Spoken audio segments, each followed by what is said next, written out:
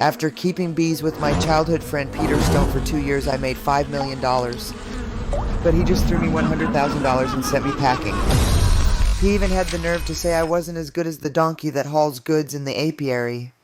Take the money. It's your lucky day, now get out. Don't bother coming back, you're fired.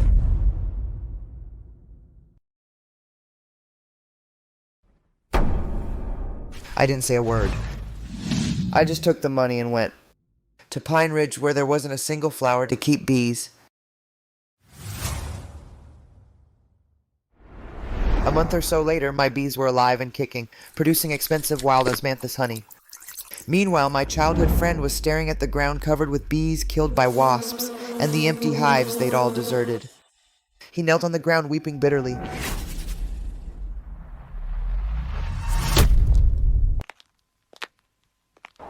Peter is amazing. In our village, he's the first guy making millions a year. A real beekeeping king. That's right. The year before last, in all the neighboring villages, so many beekeepers were all wiped out by the wasp plague. Only Peter came through it safe and sound. Peter, can you share your experience with us? Some people actually think they deserve all the credit. They don't even stop to think how much they're really worth.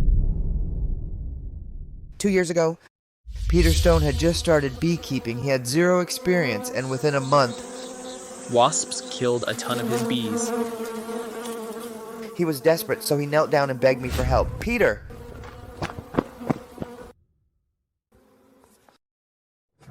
Wayne, I'm begging you, please save me. I'll never forget your great kindness as long as I live. Okay. I can help you, but I take 30% of the profits. No problem. Then, I didn't sleep for 3 straight days. I not only helped him wipe out all the nearby hornet nests, I also worked day and night to help him upgrade his beekeeping techniques. that's how he got his current yield.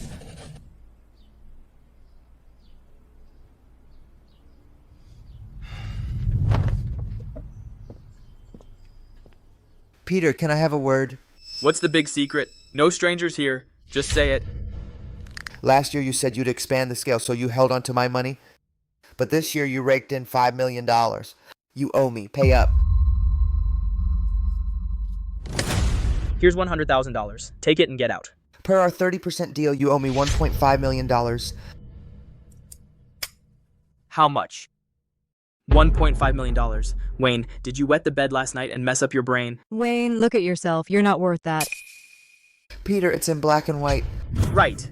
Don't push it. The company made money. What's that got to do with you? You're just a doorman. Anyone could do your job. Peter, you and Wayne are childhood friends. Let's talk this out. Screw talking calmly. Your whole family's trying to rip me off, and now you're pulling this on me. I'm telling you, you're all just born lucky. The old folks are born lucky, and the young ones are too. See this watch? It's a Rolex. You'll never afford one. Peter, you're way out of line. Take the cash and your family's luck and get the hell out. Don't come back. You're fired. Peter, I hope when the wasps come back, that watch on your wrist can protect you. This man, Peter Stone, when he first begged you for help, was all sweet talk. Now he's got money and he turns his back on us. What a jerk. Wayne, let's quit working for him. Day and night it's hard, tiring, and humiliating. How about we go to the city together and find work? Right. Go someplace far so we don't have to take their crap. Mom, Dad, Lily, I can't just walk away. All these years I've been building up my beekeeping skills. I'm going to do it on my own and make something of myself. I want everyone to know I'm just as good as anyone. Wayne, I'm all for you going solo. You're sure to succeed. Son, we're behind you too. Whatever you need, just say the word. You don't have to be so nervous. I know what I'm doing. We have an old saying, smell the blossoms but never see the tree, which perfectly describes this wild osmanthus.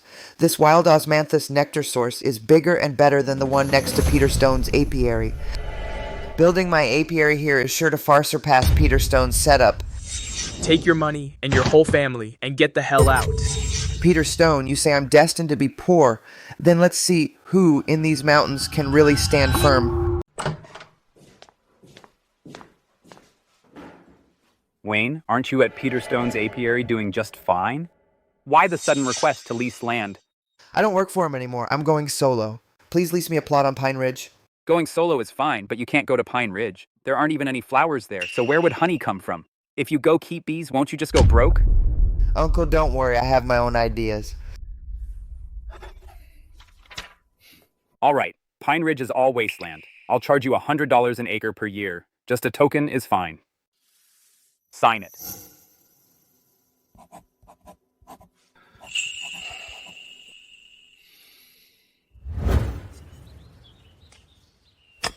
Isn't that Wayne? I heard Peter Stone fired him.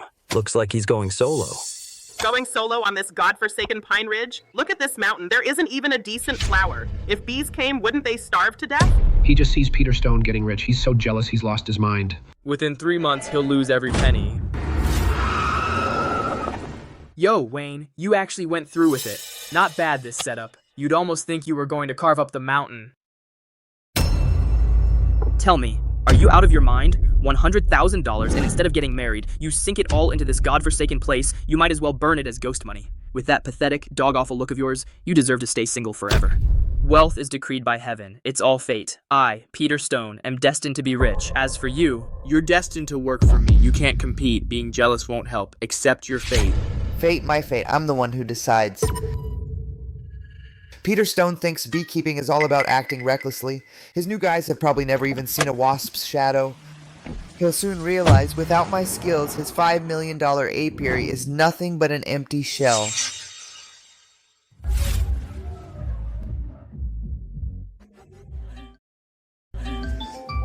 Hey, Wayne, guess where I am? I'm living the good life. What about you?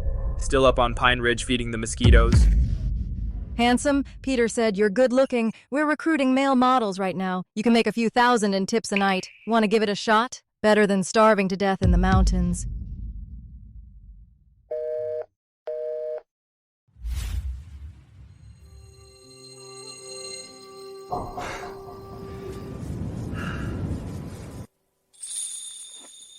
Wayne, I'll help you. What are you doing here? The mountains are dangerous at night. It's not dangerous. We're here too. Mom and Dad, why are you here too? Eat something first. Leave the rest to us. Mom, let me take it. Get some rest. Wayne, you live and learn. From now on, let's stay away from people like Peter Stone. Just chalk these 2 years up to experience. Now that I'm doing it on my own, I feel a lot more settled.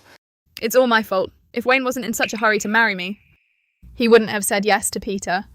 Lily, it's not your fault, but I'm a little worried. If your parents find out about this, would they be against you two getting married? Yeah, Lily's parents have always hoped she'd marry someone better off.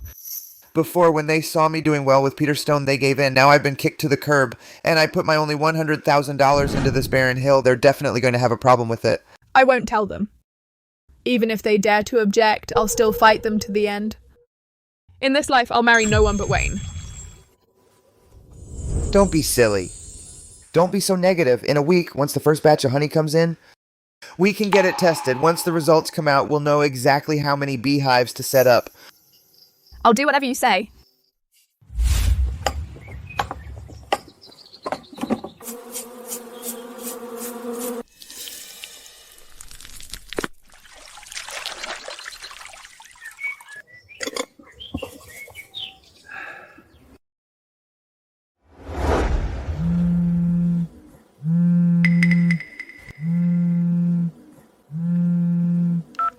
Hello? Hello? Is this Mr. Wright? This is the City Food Quality Testing Center. A week ago, you sent us a honey sample. The test results are back. What's the result? Congratulations, Mr. Wright. We conducted a comprehensive test on your honey. It fully meets the strictest Demeter organic certification standards. Demeter's highest certification. Yes, this means your honey now has a pass to the high-end European market. The price will be at least 3 to 5 times higher than domestic organic honey. This is the purest honey our center has tested in all these years. Lily, we made it. Thank heavens. Great, great.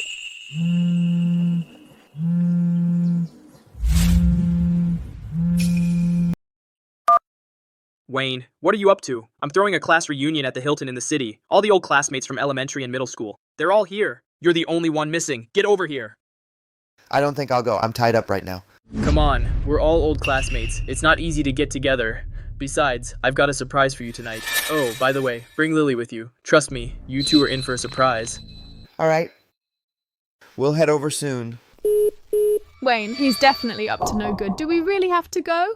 We're going. Why not? We've done nothing wrong. I want to see what tricks he's got up his sleeve. You're all witnesses. I, Peter Stone, started from scratch in just 2 years and made millions. But this is just the start. I've already leased dozens of acres in the village. The bank loan went through. I'm about to expand the colonies and build a modern honey processing plant. Peter Stone, you're something else. Peter, you're awesome. This time our village is about to produce a listed company. A listed company? That's thinking small. My goal is to lead our village's honey industry into the Fortune 500. Beat that so-called New Zealand Manuka.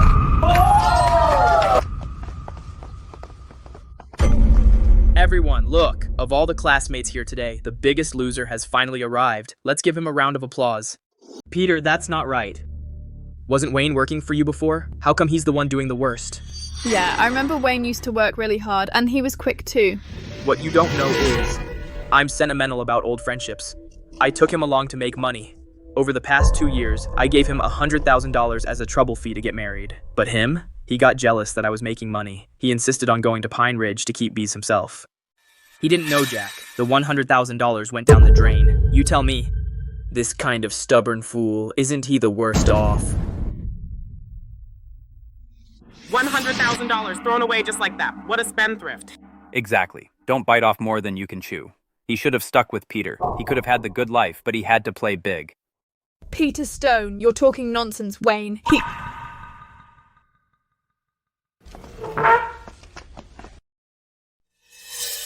Go ahead, keep up the act. The higher Peter Stone jumps, the harder he falls. I'm waiting for the day you're disgraced. Everyone, quiet down. I've also invited 2 special guests today. There are some things the 2 of them should know. Now they're here.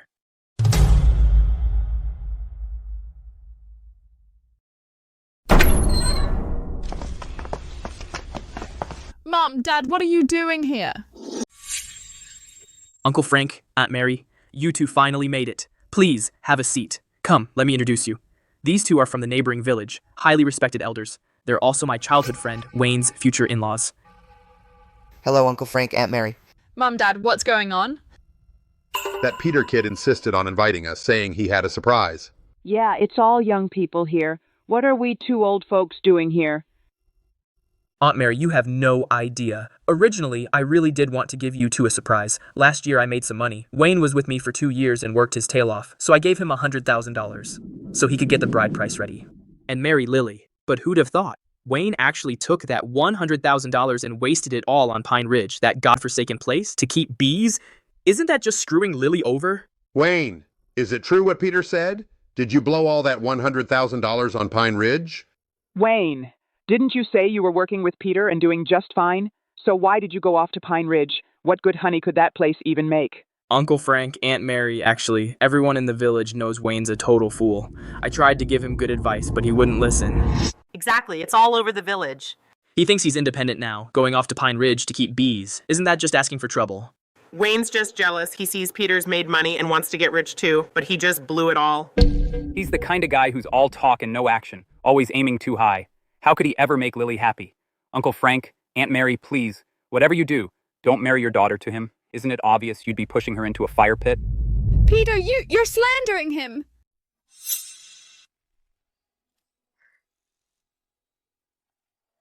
Peter, the kindness you've shown me these past 2 years, I've kept it all right here.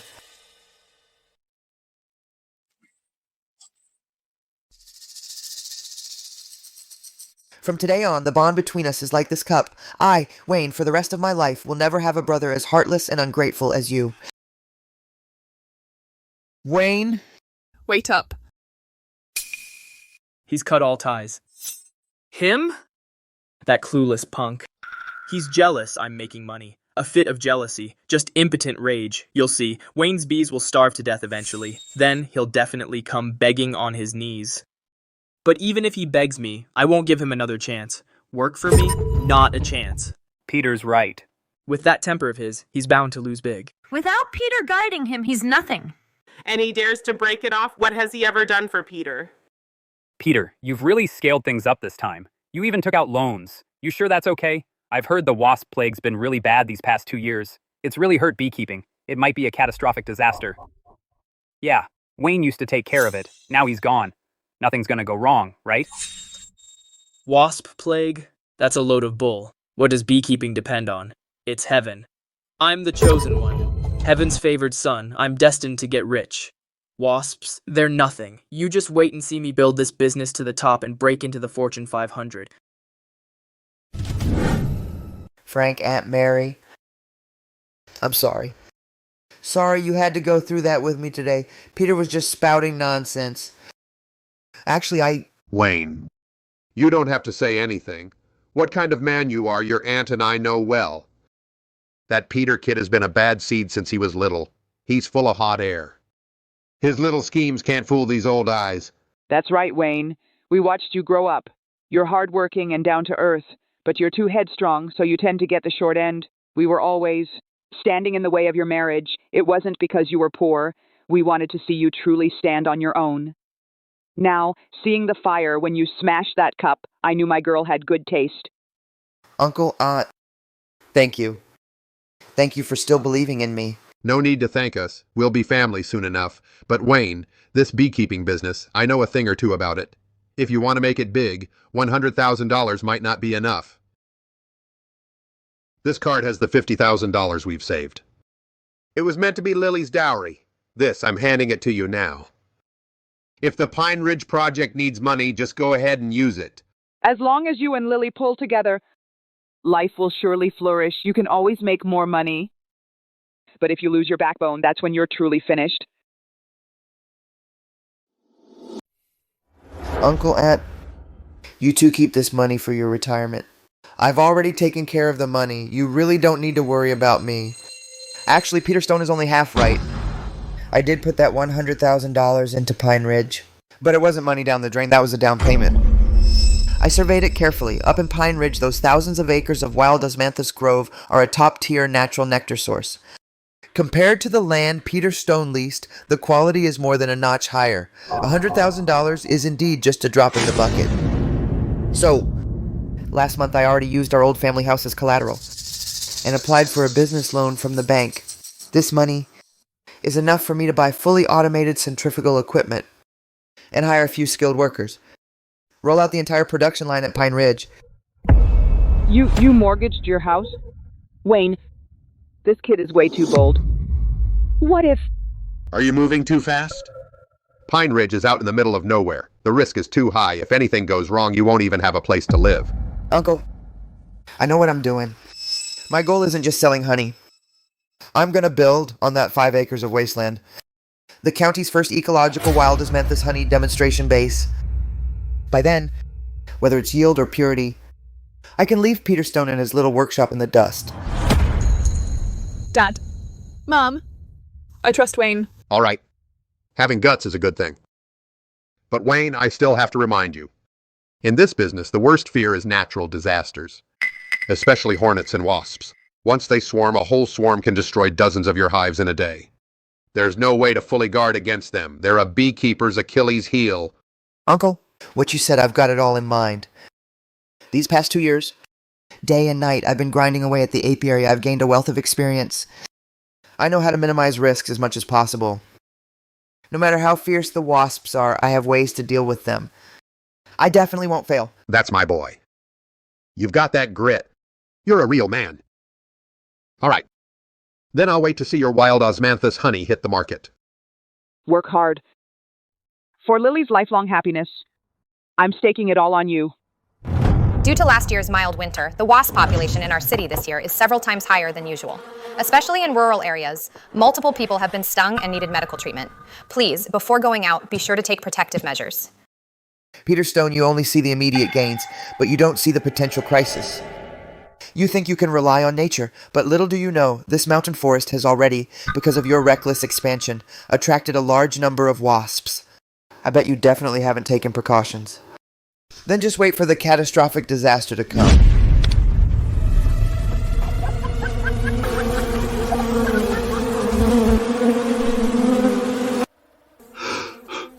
The wasps really are here.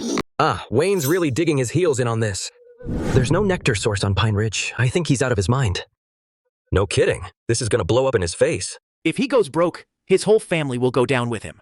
Wayne, why are you putting yourself through this?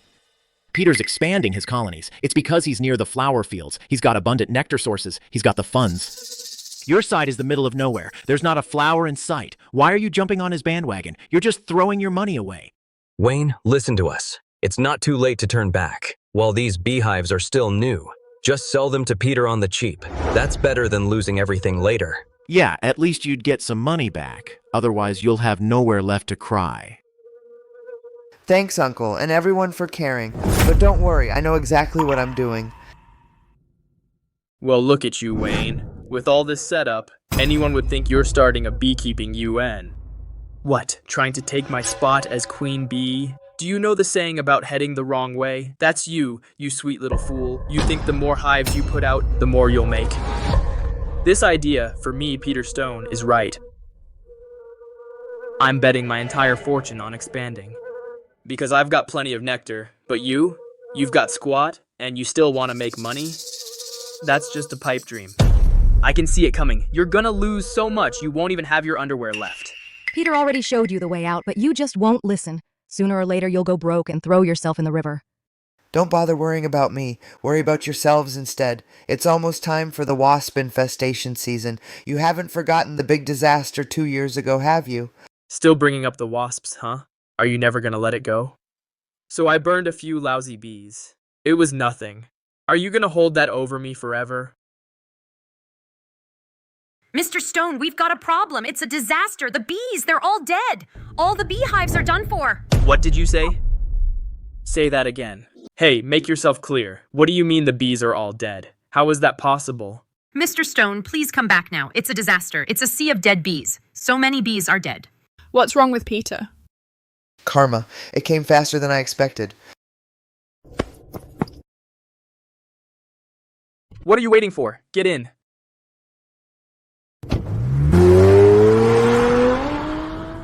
Mr. Stone, you're finally back. Look at this. What are we gonna do? What to do? I'll handle it. Just this many dead bees. You called me saying they were all dead. Are you jinxing me? Mr. Stone, I was just worried. I've never seen this many die before. Worried? My ass. This isn't even a tenth of a box. I have a big operation. I can take the hit. From now on, for this kind of crap, if you make a fuss, I'll fire you on the spot. What are you all staring at? Get back to work. I told you I'm the chosen one. I'm really lucky. Mom and Dad over at Peter Stone's trouble has already started. It means this year's wasp plague is worse than ever. Starting tomorrow, I won't be staying home. That won't do. It's cold and damp up there. There are mosquitoes and bugs too. How can you stand it alone? Yeah, Wayne. Wasps rest at night. In the daytime, you just keep a close watch. No. Even though wasps are less active at night, they will attack at dawn and dusk. This is my most critical year. I can't afford any slip-ups. Then you must be really careful. Come here. I've made you your favorite scallion pancakes. I boiled some eggs too. Take them while they're hot. Wayne, you just focus on your apiary in the mountains. You don't have to worry about home. At noon and in the evening, your mom and I will take turns bringing you meals. Thank you, Mom and Dad. I'll definitely make this apiary a success. I won't let you down. Exactly. This is the taste. This is definitely premium wild osmanthus honey. With such a great nectar source, plus the experience I've gained over the past 2 years, this apiary is my ticket to a comeback. Before long, I'll have Mom and Dad, and Lily's folks too, living the good life.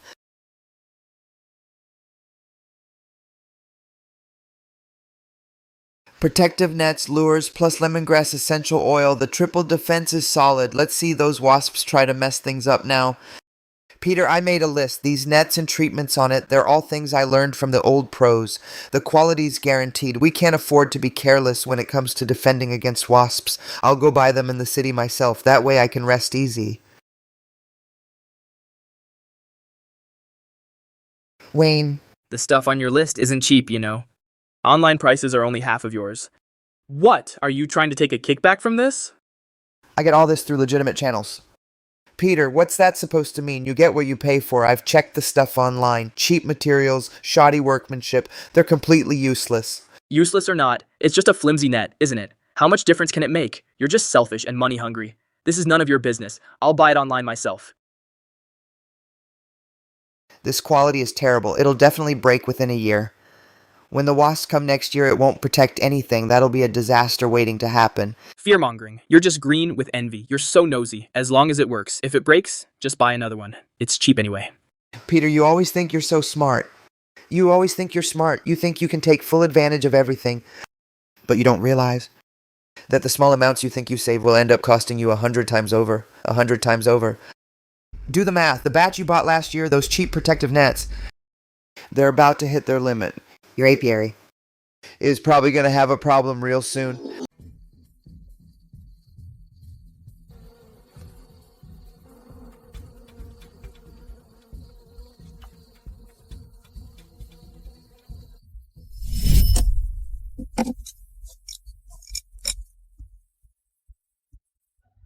Wayne, are you out of your mind?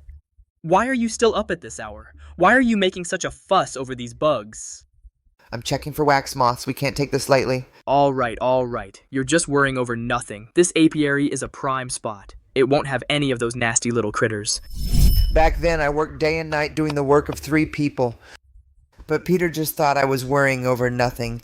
Now looking back, I was such a fool. But soon his ignorance and arrogance would cost him dearly.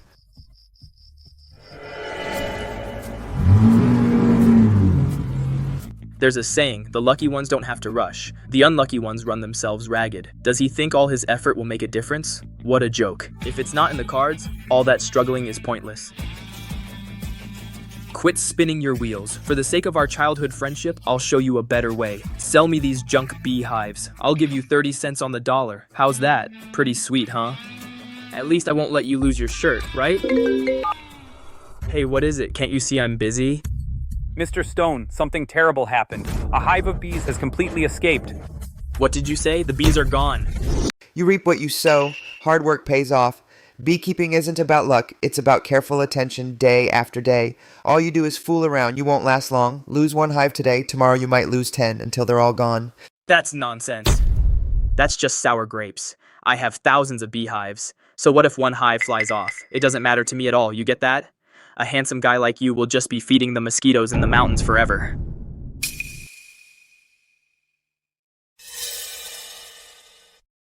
Forget eating. I'm out of here.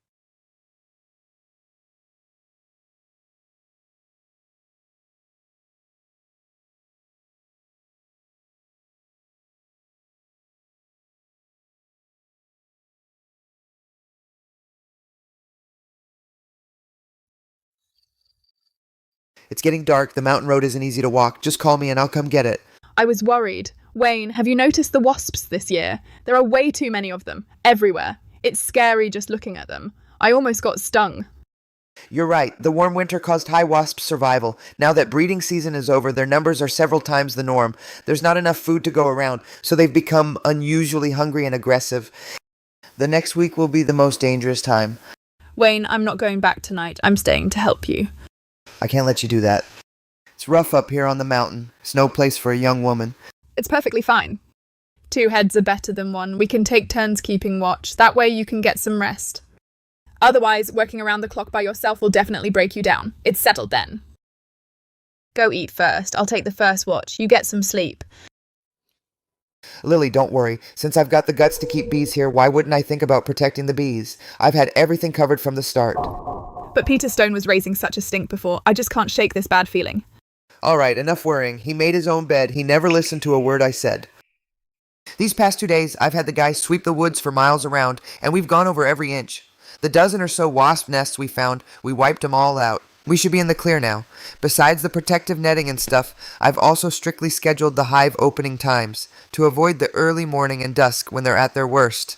Long as we stick to the schedule, even if a wasp swarm does fly in, it won't do us all that much damage. Sweetie, go get some shut-eye. I'll go out and have another look around. Hey! Wayne, Uncle, this late at night, why'd you come up the mountain? Wayne, I just couldn't get it off my mind. Since this evening, my heart's been pounding like crazy. I just got a bad feeling about this. Uncle, did you find something? Nah, nothing. But this feeling, it's just like the one I had decades ago, during the major flood disaster. You weren't even born yet. That kind of sky, that stifling heat, it was exactly the same. Uncle, you said decades ago there was a major wasp plague. Yeah, that was 40 years ago. That year was also a warm spring. The wasps went crazy, pouring out of the deep mountains. Overnight, thousands of beehives in the village were chewed down to empty shells. The scariest thing was, the wasps even stormed the village. That day, several folks in our village died. They got stung so bad their bodies turned black. Uncle, since it's so dangerous, you'd better get down the mountain now. I also have to get Lily to leave. Nobody should stay here, but I'm not leaving. I didn't just come to warn you, but I've got something important. There's $60,000 in here. It's the retirement savings your Aunt Mary and I put together over the years. I know you mortgaged the old house. You must be strapped for cash. Uncle, no way. I can't take this money. I've got it all covered. Nothing's gonna happen. Don't be stubborn with me. What if? What if a wasp outbreak really hits tomorrow? You'll have to seal up the hives. Then you'll need tons of reflective film, sunshades, and special feed. That all costs money. This $60,000 is my safety net for you. We can't let guys like Peter Stone laugh at your expense. Of course, if worst comes to worst, safety first. As long as we're alive, we'll bounce back. Here, take it. Don't worry, Uncle. I, Wayne, swear to God, I'll make sure Lily has a good life. I'll take good care of you two. It's already 6. The wasps are most active and have been for half an hour. Uncle, looks like we dodged it. Wasp swarms are extremely sensitive to sweetness, if there are any. A large hive nearby. We'd definitely be the first ones they'd hit. Still no sign of them, so clearing the hives earlier did the trick. That's good, that's good. Uncle, you and Lily stay here. If anything happens, get into the shack and seal the doors and windows tight. I want to go check on Peter. The wasp swarms didn't come here. Most of them probably went to their place. Be careful. Clouds? No, that's a wasp swarm. Sure enough, the wasps have swarmed. They're headed straight for Peter Stone's apiary. The size of the wasp swarms is about what I figured, and the apiary's defenses are just as I thought. They might as well not exist.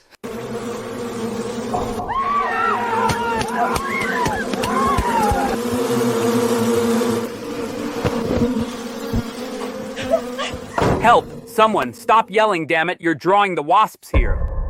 I originally set up high-pressure water cannons here.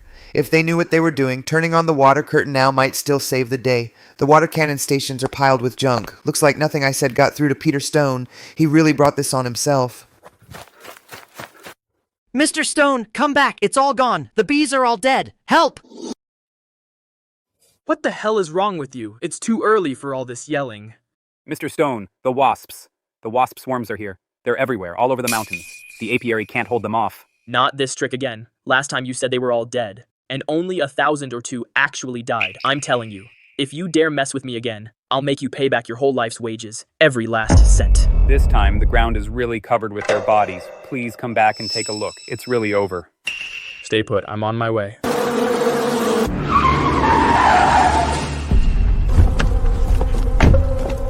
So Peter Stone finally showed up? Too bad it's too late.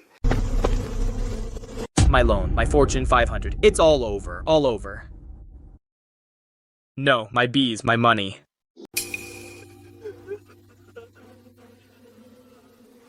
See, that's karma. The other day he was driving that crappy sports car tearing through the village. He almost hit my kid.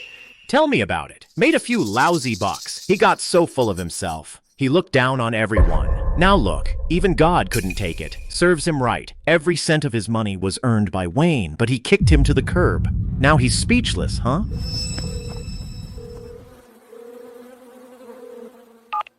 Mark, help me, my apiary. My apiary was wiped out by wasps. Peter, don't panic. Slow down. Tell me what happened. It's a wasp plague. Wasps, as far as you can see. All my bees are dead. Mark, you're the expert on this. You must have a solution, right? Please save me. A wasp plague this big only happens once in decades. If you're asking about saving them, they're beyond saving. But maybe I can help you clean up the mess and minimize the damage. You need to seal up all the hive entrances. I'll bring some people over this afternoon to check it out and see how much honey we can save. Save? They can't be saved? Wayne, are you happy now? Seeing me like this, does it make you feel good? I warned you long ago. This year's wasps are no joke. This is the consequence of your ungrateful and stubborn ways. Consequence? What right do you have to judge me? With a wasp plague this big, my place is done for. That dump of yours on Pine Ridge, how much better can it be? You also mortgaged your house, betting everything just like me. You're just the pot calling the kettle black. Who said I'm like you? My apiary is doing just fine. Nonsense. Who are you kidding? With a wasp swarm this big, even my place couldn't withstand it.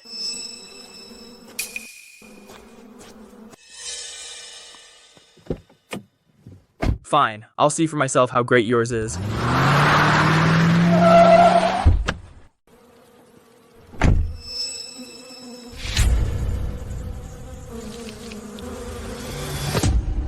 How is this possible? No way, it's absolutely impossible. Wayne, I was wrong. I really messed up. Please, think of how we grew up together. Save me. Only you can save me. Let go. I won't, Wayne. I know you can find a way. Last time, with those huge wasps, you handled it. You can do it this time, too. Last time, the wasp problem was minor. There was still time to fix it. This time, it's a disaster-level hornet nest. Not even a miracle can save your hives. Wayne, I know I wronged you. That $1.5 million, I'll transfer it to you right now. No, I'll give you $2 million. As long as you help me, I'll pay whatever it takes. Peter Stone. Don't you get it yet? This isn't about money. You're Mr. Wright, right? I've heard so much about you. I looked at the samples you sent and the lab report. Absolutely stunning. This unique fragrance is truly top-grade wild osmanthus honey. The quality is even better than the report says. Mr. Wright, we'll take this whole batch. For the price, as agreed on the phone, the highest we discussed, $150 a pound. What, $150? My honey, at its peak, only went for $15 or $16 a pound. This price is a full 10 times that. How is that possible? It's just honey. How could it sell for such an astronomical price? These people must have been fooled by Wayne. Boss, don't let him fool you. He's just a small-time beekeeper in the mountains. What does he know about top-tier honey? The honey around here sells for at most $12 a pound. $150? $50 a pound? You've got it wrong. What do you know? We've been in this business for 20 years. We've seen every kind of honey. Mr. Wright's wild osmanthus honey is the best domestic honey I've ever seen, bar none. You're calling him a fraud? I think you're the ignorant fool. Wayne, tell me what the hell is going on here. How come your honey can sell for so much? I don't owe you an explanation. Boss, I'm begging you. Just tell me. I really can't figure it out. All right, let me educate you. First of all, Mr. Wright's honey is all natural, wild osmanthus honey. The nectar plants themselves are rare. Second, its breeding methods are completely natural. No human intervention. It's really organic honey. Most importantly, his honey has passed the EU's most stringent Demeter Organic certification. What the heck is Demeter Organic certification? You don't even know that? This means Mr. Wright's honey can be exported directly to Europe, sold to the pickiest customers. $150 a pound, and that's just our purchasing price. Once it's shipped abroad, the price will at least double. If I'd kept my profit-sharing promise then, this priceless wild osmanthus honey, wouldn't I have had a share of it too? Mr. Wright, this first batch of honey, we'll take it all. Also, I hope we can sign a long-term contract. From now on, everything you produce here, all the wild osmanthus honey, we'll take it all. Great working with you.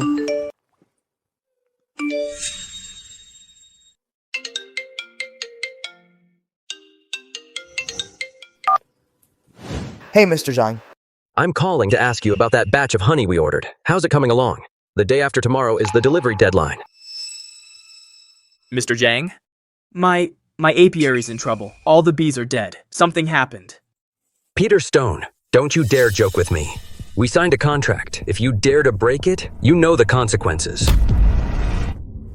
Mr. Zhang, I swear I'm not lying. It's a natural disaster. It's a wasp invasion. I don't care if it's a natural or man-made disaster. The contract says in black and white, plain and simple. If you can't deliver on time, you'll owe triple liquidated damages. You figure it out yourself.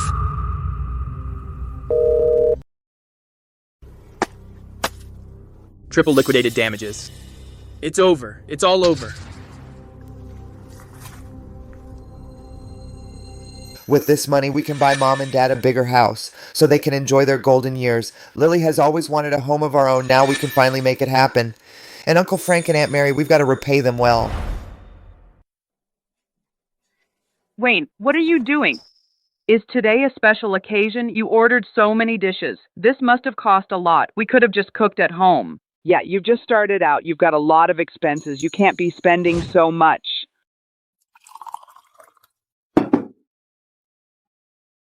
Dad, Mom, Uncle, Aunt, don't worry, just eat. Today's a good day, worth celebrating. Wayne, is it about the apiary? Any good news? See for yourselves. Ones, tens, hundreds, thousands, tens of thousands. This is $2 million. Oh my goodness. Wayne, is this real? Yeah, today we sold the first batch of honey. This is the deposit. Our good days are coming. Hey, Mr. Smith, aren't you the one who claims to be the best beekeeper in the county? Come on, help me figure something out. My thousands of beehives are gone just like that. Peter, I heard about your situation. This is a natural disaster. It's beyond saving. Like I said, if you can save some honey, that's a silver lining. Hello, Mr. Jones. Those bees from my hives, the ones that flew away, is there any chance of getting them back? I'll pay more. I'll pay top dollar. Get them back? Are you out of your mind, Peter? Once bees leave the hive, you think you can get them back? Dream on. It's all over.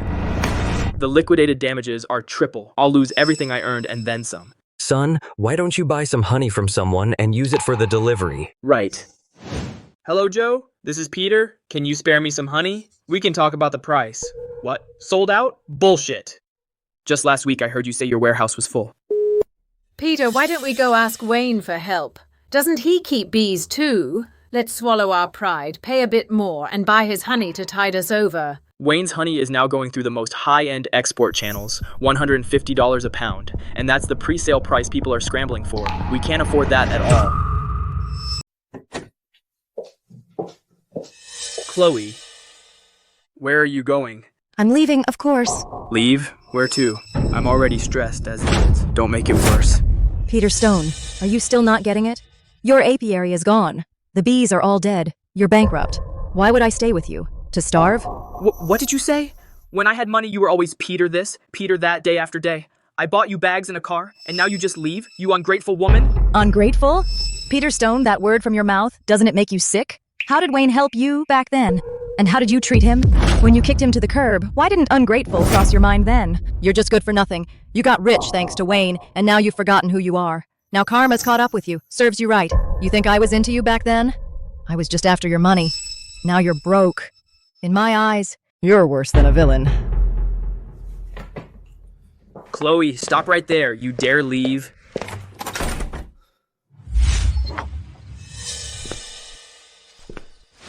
Wayne, I knew it. You're not like that, Peter Stone. You're someone who really does big things. You're not a small fish in a small pond. One day you'll hit the big time. Wayne, Peter Stone is finished. From now on, the honey market in the neighboring villages will be all yours. If you just say yes,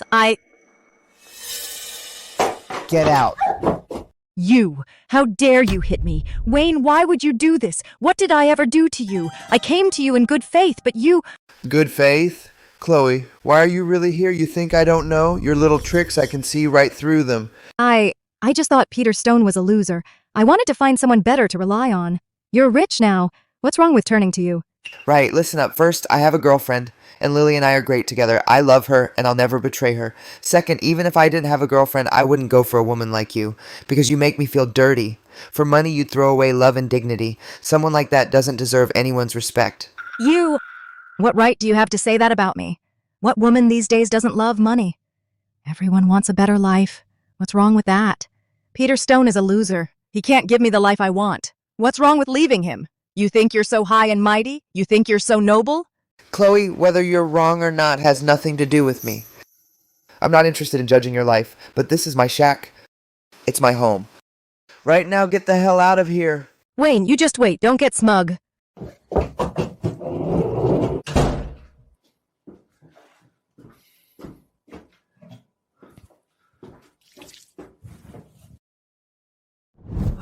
Finally, we managed to bring in honey from elsewhere. We delivered just in time.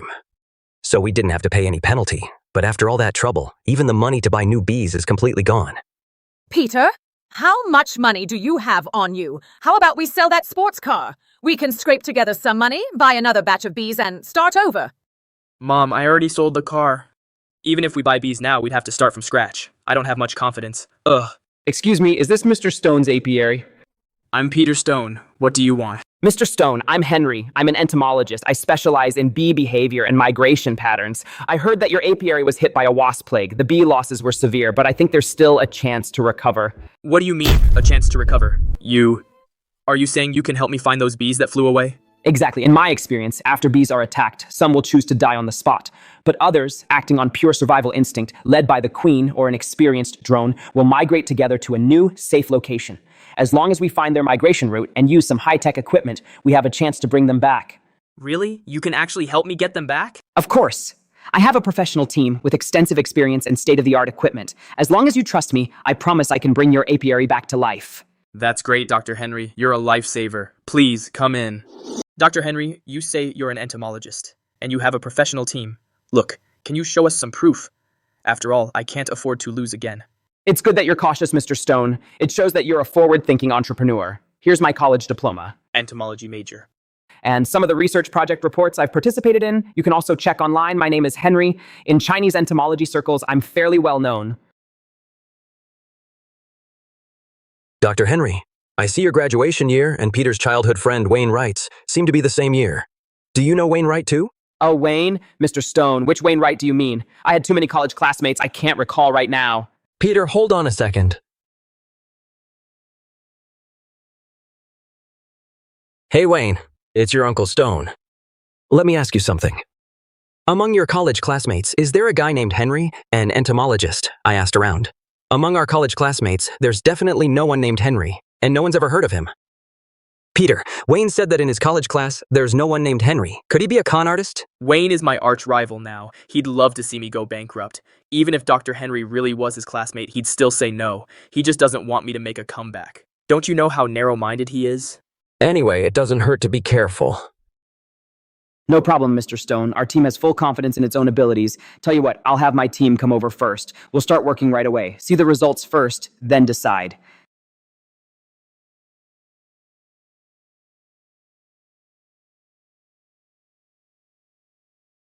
Mr. Henry, we've found something. Abnormally strong energy fluctuations. Initial assessment, it's a large bee gathering spot. Where? Hurry, take me there. Let's go! These are really my bees. Great. Dr. Henry, you're incredible. Mr. Stone, take a look. This is our self-developed bee trajectory tracker. By analyzing the weak electromagnetic waves and wing vibrations that bees produce in flight, it can track their flight paths and settlements in real time. We used it to pinpoint this bee colony's location. High tech is really something. And this one? This is an ultrasonic nectar locator. It uses ultrasonic detection to analyze the types and concentrations of pollen, thus identifying potential nectar sources. Our system shows the wild osmanthus nectar sources in this area are extremely rich, ideal for bee survival. Mr. Stone, our team's equipment is world-class. We have top-notch entomologists and experienced field workers. We can not only locate bees, but also assess colony health and provide professional migration and rejuvenation plans. You could say we are a one-stop bee rescue service provider. Dr. Henry, you guys are really professional, so how much would this search cost? Mr. Stone, for all your blood, sweat, and tears, we'll give you a friend discount. The full package includes bee locating, colony migration assistance, and technical support for the next 3 months. It only costs $100,000. Plus, considering the size of your apiary, if the number of bees recovered is less than 300 hives, we will refund in full. 300 hives of bees are worth far more than $100,000 at market price. This is definitely a lifesaver. Dr. Henry, I don't have much cash on hand now. Would you accept this watch as partial payment? I'll figure out the rest. Mr. Stone, this watch is nice. It's worth some money. Tell you what, we'll take this watch. Don't worry about the rest of the money. Just take your time. We trust you. Thank you. Thank you, Dr. Henry. I, Peter Stone, am not a man who breaks his word.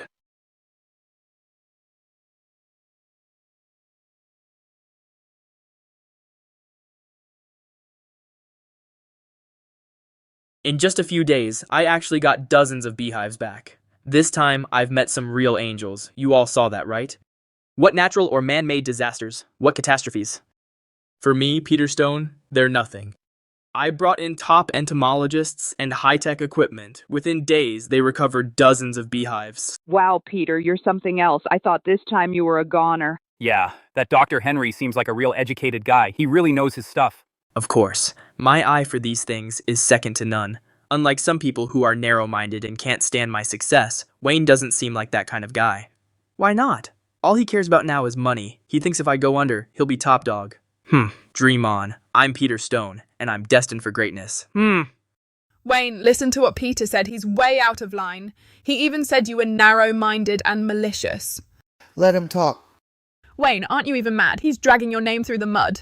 What's there to be angry about? If a dog bites you, are you going to bite it back? That Henry is no expert at all. Since Peter wants to jump into the fire, let him. Some lessons are only learned the hard way, I bet. The bees he recovered were probably set up by that team beforehand. So that's it. Mr. Stone, I found something new. I need to tell you right away. It's about your apiary, the truth behind the huge losses this time. The truth? Dr. Henry, what do you mean by that? Could this wasp plague be hiding something? While our team was tracking the bees' migration route, we collected some residual wasp samples. After our precise analysis with high-tech equipment, we found the attack behavior of these wasps extremely unusual. Normal wasp migration is random, but the wasps that attacked your apiary carried some kind of artificially formulated attractant ingredient. Attractant?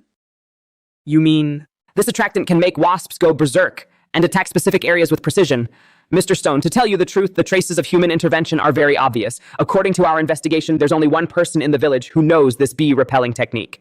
Wayne. Is it him? Based on our preliminary assessment, it's highly likely. After all, at the same time your apiary was attacked, his apiary on Pine Ridge remained untouched. That itself defies natural laws, unless he deliberately attracted these wasps. I knew it. I knew it was that bastard. He's jealous that I got rich, jealous that I fired him, so he came up with this vicious, underhanded trick. Wayne, you animal, I'll skin you alive. Mr. Stone, anger won't solve anything. We found some leads, but to make the law punish him, we need ironclad evidence. If you're willing to put up another $300,000 for R&D and evidence collection, our team can use satellite tracking and trace chemical sourcing technology to help you find the smoking gun. $300,000? Another $300,000? Mr. Stone, this $300,000 is money well spent. Once we get the evidence, you'll not only send Wayne to jail, but also make him pay for every loss you've suffered. By then, his Pine Ridge apiary will be yours too, won't it? Dr. Henry. You know, all my money right now is tied up in buying honey to fill the order. I really have no cash on hand. I'll have to figure out how to come up with this $300,000. What? You sold the SUV to sue Wayne? That's right, Dad. That scumbag Wayne has ruined our family. Now Dr. Henry can help us find the evidence. Once we take Wayne down, we'll not only make back what we lost, but also make him pay until he's broke. But that Wayne boy, could he really do something like that? Mom, you're still sticking up for him. Dr. Henry is a real PhD. He has high-tech equipment. How could high-tech lie? The evidence is right in front of you. You want to watch me go completely bankrupt, don't you? Once I get back what's ours, I'll buy you a Rolls Royce.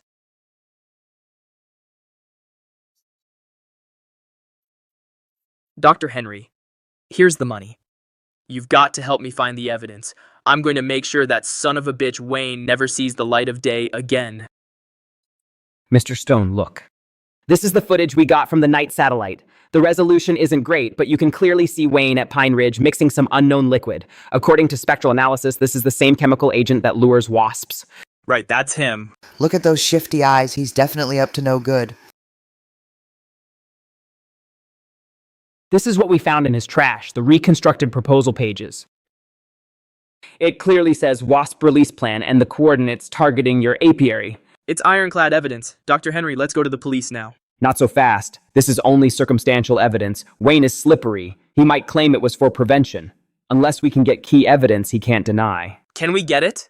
We can, but we'd need to rent a top-of-the-line micro-recon drone. The rental and operating costs are sky-high. Mr. Stone, for this final strike, we might need $400,000. $400,000? I really don't have a penny left. If we can't get this definitive evidence, all our previous investment will be wasted. If Wayne tries to pin it on us, we're done. Damn it, I'm all in. I'll mortgage the apiary to loan sharks to scrape the money together. This is what I got for mortgaging the apiary. You have to find that evidence. Don't worry.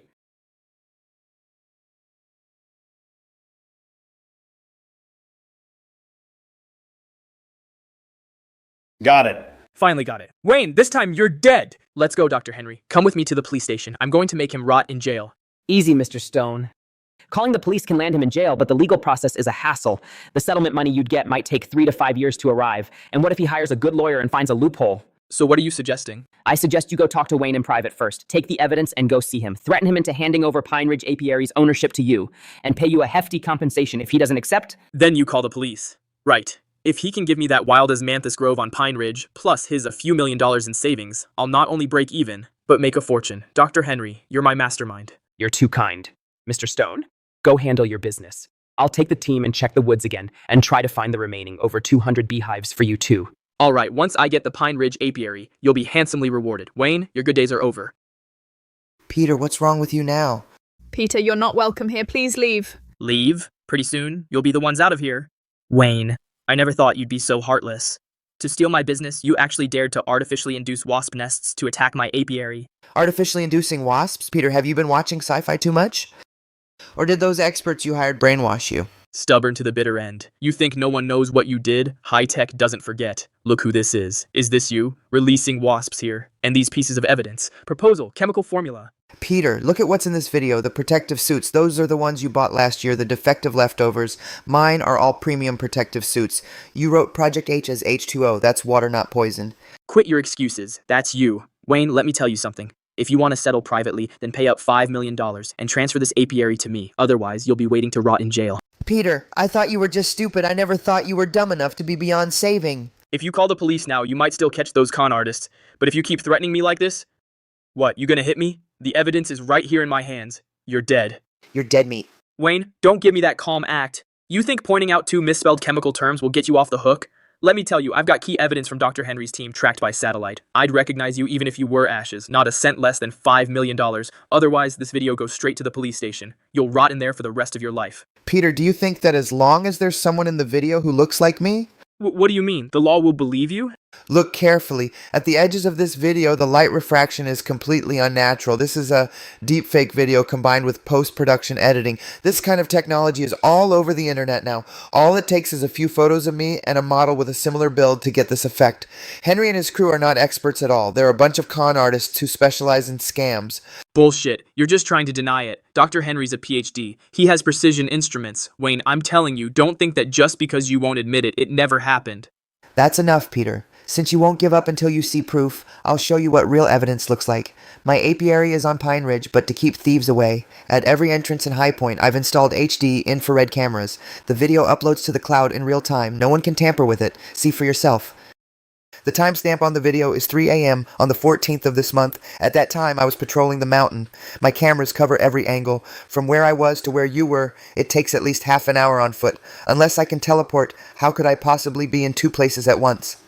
That's impossible. Dr. Henry said it's from a satellite. A satellite can spot smoke from your chimney, but it can't get this angle of the so-called crime footage. Peter, you've been scammed.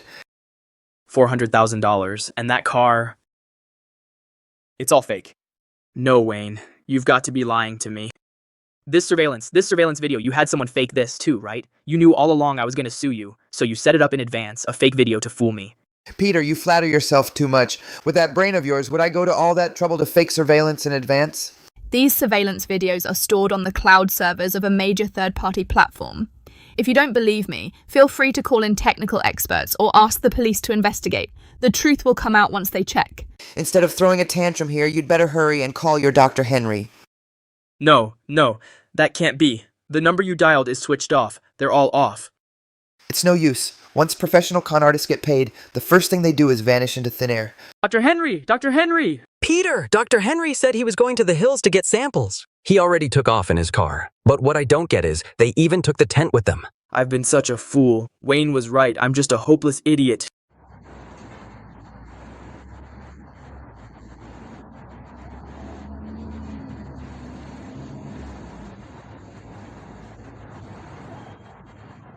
We can make it too.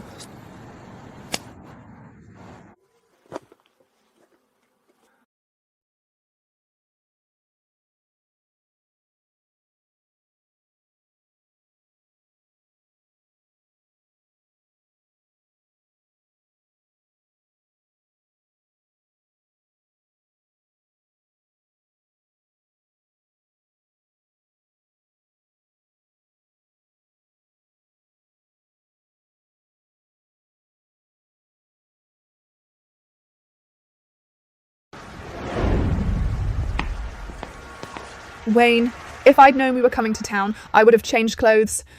I've been meaning to buy you a house, but the moment the money hit my hands, I just couldn't help myself.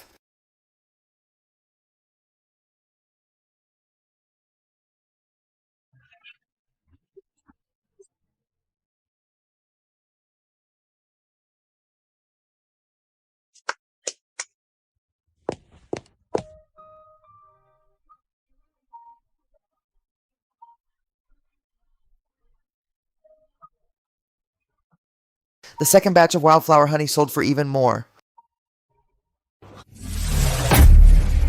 I want to see that one, the 3-story one with its own garden and garage. Oh, sir, you've got a good eye. Our detached villas at Eugene River are the best in the town. Prices start at over $3 million. That 3-story unit you're pointing at is the crown jewel, and it's over $4 million. Are you sure you saw that right?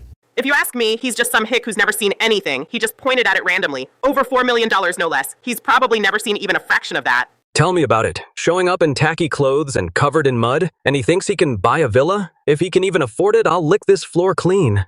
Wayne, why don't we look at some other units first? This one's too pricey. Sorry, I just cut you off. Miss Lynn, could you please walk me through this villa in detail? I want every detail. Right away, sir. Right this way, please. This villa is the best unit in our community. The lot is 3,200 square feet. The floor area is 5,400 square feet. Perfect for a 3-generation family. The third floor also has a huge terrace. Great view. The private garden is 2,100 square feet. You could turn it into a private garden or a veggie patch. Nice garden. We can plant flowers and keep bees. The 3rd floor terrace is great too. We can dry the honey up there. We'll take it. Still growing vegetables and keeping bees? Why waste your breath on him? Look at his clothes. He probably can't even afford the property fees here. And he still dreams of buying a villa. He's dragging down our company's image. Miss, is it you who thinks I can't afford it? Or do you think someone dressed like me doesn't deserve to buy a house here? Since Wayne wasn't happy with Susan's reception, he turned to Lynn to ask about the villa price. Since you don't want to help us, then please don't bother us here. Miss Lynn, this villa costs $4.28 million. Really? Yes, sir. If you pay in full, there's a 2% discount. That's $4.19 million. Excuse me, can we go through the paperwork now? I plan to pay in full. What did you say? Full payment? Yes, in full. What, is there a problem? Or is it that you don't accept full payment? No problem. Of course not. Sir, ma'am, please follow me to the VIP reception room. We'll take care of it right away.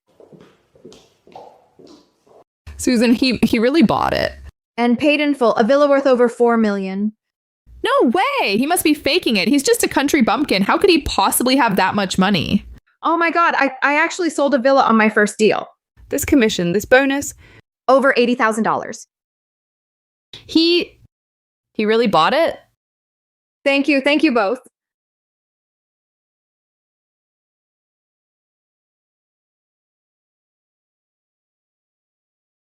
Wayne, is this really our home? Am I dreaming? Of course it's real. From now on, this is our home. Decorate it however you like, live however you like. It's all up to you. This garden is huge. We can plant tons of flowers and keep a few beehives. Every morning when we wake up, we'll smell the flowers and the sweet scent of honey. Oh, this kitchen is gorgeous. I'll make you something delicious. I'll make you something delicious. No more squeezing into that tiny kitchen. As long as you're happy. Wayne, thank you. You're really amazing. I never thought we'd be so quick to get our own home, let alone such a big villa. This is only the beginning. From now on, I'll give you an even better life. It's so comfortable here. From now on, every morning when I wake up, I'll see such a beautiful view. This walk-in closet is huge. From now on, can I buy lots of pretty clothes? Of course. Buy as many as you want. Come on, let's go check it out. Wayne, this feels like a dream. I really wish Mom and Dad and the folks could come see it too. Tomorrow I'll bring them all over so they can enjoy it too. Wayne, this is our home. What a huge house. It's like a palace. In all my life, I never dreamed I'd live in a house like this. Wayne, you've really made the right family proud. This is really impressive. Wayne, you're really something. It's only been a short while. And you've built such a big business. Lily, you've really found a great husband. You'll be living the good life. Folks, the master bedroom upstairs has its own bathroom. I prepared it specially for you as your permanent room. Wayne, you're really a good kid. Uncle, please don't say that. The kindness you and Aunt have shown me, I'll always remember. Giving you a good life is my greatest wish. Hey, Colin, what's up? Wayne, where are you? Something big is going down in the village. Someone's in the village square, spreading rumors and bad-mouthing you. Rumors? Who?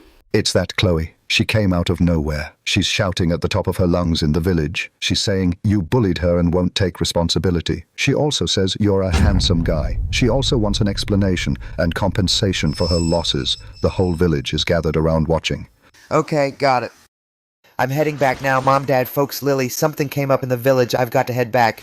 Wayne, I heard. Chloe's here to cause trouble, isn't she? I'm going with you. That Chloe, she's absolutely lawless. Yeah, we can't let Wayne go alone and get bullied. Wayne, don't worry. We're with you. No one's going to bully you. Wayne, you big handsome guy.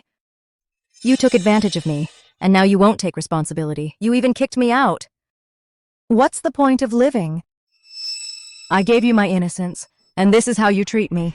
What's going on here? Isn't Wayne still with Lily? How did he get involved with Chloe again? From what Chloe says, Wayne took advantage of her. You wouldn't guess it. Wayne usually seems honest. That woman is crying so hard. It doesn't seem fake. Could Wayne really have done this? Don't listen to her nonsense. Wayne is not that kind of person. Colin, don't cover for him. You're a man, too. You know very well how men treat women. Wayne is nothing but a handsome guy. He took advantage of me. And then he kicked me to the curb. He's an animal. Wayne, how dare you show your face? You owe me an explanation. I won't be bullied for nothing. Uncle Frank, Aunt Mary, please don't let Lily marry this kind of man. He's just a big, handsome guy. He's charming on the surface, but behind the scenes, he does shameful things. He used me and threw me away. Who knows later if he'll treat Lily the same way? You'd better keep your eyes open. Uncle Frank, please listen to me. A man like this isn't worth trusting for life. He's a handsome player. Chloe, what nonsense are you talking? What kind of person is Wayne? We know him very well. Don't make false accusations here. False accusations? Aunt Mary, I didn't. Every word is true. If it weren't for that big, handsome Wayne, how could I have become like this? I was forced by him. He kicked me out of the house. Now I'm homeless. Folks, please stand up for me. Wayne brought so many people here. He clearly wants to bully me. Chloe, shut up. What nonsense are you talking? Wayne, he simply... Chloe, I'll give you one last chance. Spit it out. What exactly do you want? Wayne, don't play dumb. You took advantage of me. Now that you're successful, you want to dump me. I'm telling you, no way. Either you give me $5 million in compensation or you marry me. Otherwise, I'll ruin your reputation. Chloe, you're either really dumb or there's someone behind you teaching you what to do. What's this dumb talk? Anyway, I just want you to take responsibility for me. Since you insist on making a scene, then I'll play along. But there are some things I want you to think twice before saying, because some consequences are more than a woman like you can handle. Consequences? What consequences could I possibly face? I just want to ruin you. Let's see what you, Wayne, can do to me. You're rich now, living in a big villa. But don't forget, you're just a country bumpkin. I, Chloe, am not to be messed with. If you don't give me an explanation, I promise you'll regret it for the rest of your life. You with your pretty face, do you have any shame at all? Shame? Why should I have any shame? I'm just a woman who was abandoned by Wayne. Now I have nothing. I want him to compensate me. Why should he live the good life while I'm left on the streets? This Wayne. He always seemed so honest, but who knew he was like this? Yeah. Look at this girl. She really seems upset. Don't listen to her nonsense. Chloe and Peter used to be a couple. Wayne never even... Shut up, Colin. You're Wayne's friend. You're in cahoots with him. You men are all jerks. Chloe, I'm warning you one last time. If you keep making a scene and spouting nonsense, I'll make you pay a heavy price for what you've done. Price? You think I'm scared? Today I'm going to blow this up. I'll let the whole village know what kind of man you are, Wayne. You want to get married, don't you? But I won't let you. You want a good life, right? But I'll make your life hell. Wayne? Just you wait. I have dirt on you. If you don't give me an explanation, I'll make it public. I'll make sure you can never hold your head up again. Dirt? What could you possibly have on me? Chloe, I advise you not to play with fire. You think I don't have any? You think I'm just all talk? Let me tell you, I have plenty of evidence right here that can completely ruin you, Wayne. It's up to you whether you want to keep your reputation or hold on to your so-called wealth and family. Folks, quiet down. Let me say one thing. I, Frank, have lived in this village most of my life. I still have a good eye for people. As for his character, I, Frank, stake my reputation on it. He'd never do something so utterly heartless. That's right. Wayne and our Lily have been childhood sweethearts. They've always been very close. Chloe, you used to run with Peter Stone. The whole village knows it. Now Peter Stone's gone bankrupt. You come here to blackmail Wayne. Do you think we're senile? Chloe, you can drop the act now. No matter what lies you come up with, I won't doubt him, Wayne. These tricks of yours will only make us think even less of you. I wasn't trying to get the Lin family to call off the wedding. I just wanted to put a little pressure on Wayne. I didn't expect this Lin family to be so protective of Wayne. But I've probably achieved my goal already. Wayne, the whole village is laughing at your expense right now. If you just nod now, give me $3 million. No, $2 million will do. I'll publicly announce that I misremembered, that I was crazy and falsely accused you. So you can smoothly marry Lily and bring her into that big villa. Otherwise, I really do have evidence. Once I show it, it won't just be a ruined reputation. Will Lily even still marry you then? How will Frank ever show his face again? Think it over yourself. Chloe, you said you wanted to help me clear my name. And you still want $5 million? What are you talking about? I'm Wayne Wright, and I walk the straight and narrow. My conscience is clear. I've sweated plenty on this Pine Ridge. Every penny I've earned is clean as a whistle. My relationship with Lily is beyond reproach. You keep claiming you have evidence, then in front of the whole village. Bring it out. Let everyone see it. What exactly have you cooked up? If I so much as frown, I'm not Wayne Wright. Fine, Wayne. You made me do this. Since you want to drag Lily's family into disgrace, then I'll give you exactly that. Everyone, take a good look. This so-called beekeeping king, what's he really like behind closed doors? Chloe, once I get rich, I'll dump Lily, that hick, and marry you. Oh my god, it's actually true. They even have a video. You never know what's in a person's heart. This Wayne seems pretty honest, but he's leading a wild double life. That shack is where he lives on Pine Ridge, right? Now the proof is ironclad. Let's see him deny it. Ha ha ha. Wayne, what do you have to say now? The video's right here. You wanted evidence, didn't you? I'll give you an eyeful. People like you should... Chloe, for money you actually dared to stoop so low. Since you're asking for it, then don't blame me if I make sure you never recover.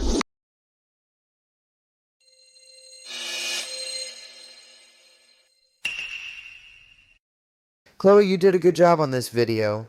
Scared now? Too late, I'm telling you, Wayne. Today, if you don't give me a good explanation, this video will go viral. By then, you, the beekeeping king, will become a public enemy. I just want to ask you, when you film this video, at least give me a specific time. Like which night? Oh, of course it's real. It was last Wednesday, right? Last Wednesday night at 9. You tricked me into the shack on Pine Ridge, and then you did that to me. Last Wednesday night at 9. Good, I'll remember that. Colin, please run to my car, grab my laptop and the portable projector. Sure. Wayne cut the act. Do you think stalling will help? Folks, all around my apiary, including every road to Pine Ridge, I've installed round-the-clock HD infrared cameras.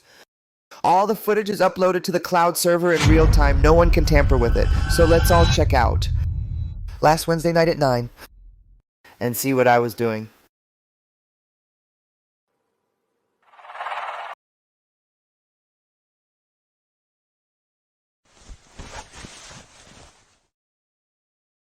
Oh my god, so it's true. I told you Wayne wasn't that kind of guy. See, back then he was working with Lily. To think a pretty girl like you would use a fake video like this to slander a good man. You're so wicked. No, that's not true. He made it all up. He's got money. He'll do anything. He's lying to all of you.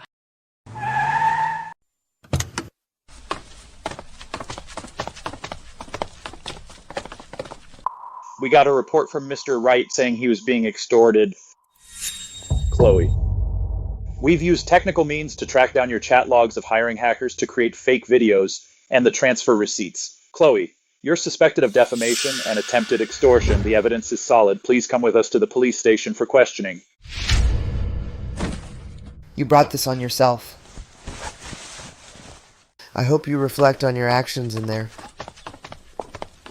The city police recently cracked a case involving the use of AI to create fake videos for extortion. The suspect, Chloe, has been taken into custody. Miss. You're a useless, troublemaking miss. Peter, it's already come to this. Just stop thinking about it. Let's start over. Start over? With what? The house is gone. The car is gone. And the apiary's mortgaged to loan sharks, and now my name's Mud. Did you hear? Wayne made a fortune again. His wild osmanthus honey is now booked solid through next year. You bet. He's a big boss now. He bought a multi-million-dollar villa. He really makes our village proud. If you ask me, Wayne's a good kid at heart. Unlike some people, they make a little money and forget who they are. Now look where they ended up. Serves them right. But then again, that section of Pine Ridge where Wayne keeps bees is technically our village's collective property, right? Mom and Dad, I'm heading out. Peter, what are you going to do? Don't do anything stupid. Don't worry, Mom. This time, I'm going to get justice for the whole village. Well, if it isn't Peter. What brings you here? Come to hang out with us poor folks? You guys must be kidding. I'm here today to tell you all something big. Something that affects every one of our wallets. Guys, have you ever wondered how come Wayne's getting so rich? Just because of those lousy beehives of his? No way. He's relying on our village's wild osmanthus grove on Pine Ridge. That mountain and those trees are all our village's collective property, handed down from our ancestors. Why should that Wayne get to hog it all and rake in a fortune? He lives in a villa and drives a luxury car while we're stuck here starving. Is that fair? Peter? You kind of have a point there. It's more than just a point. This is really Wayne embezzling our collective assets, bleeding our whole village dry. I'm telling you, his honey sells for $150 a jar. In a year, he makes millions. If we split that money among the whole village, every household could get at least 100 grand. Why should he? No, we can't just let this go.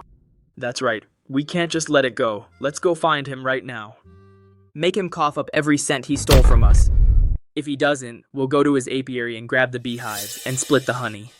That's our stuff. Taking them back is only right. Let's go get some answers from Wayne. Make him split the money with us. Wayne's really in for it this time. Folks, when Wayne gets here, don't be scared, everyone. The law's on our side. If he won't share the money, we'll storm right in. His apiary's ours. Yeah, split the money. He's gotta split it, or we'll smash all his beehives.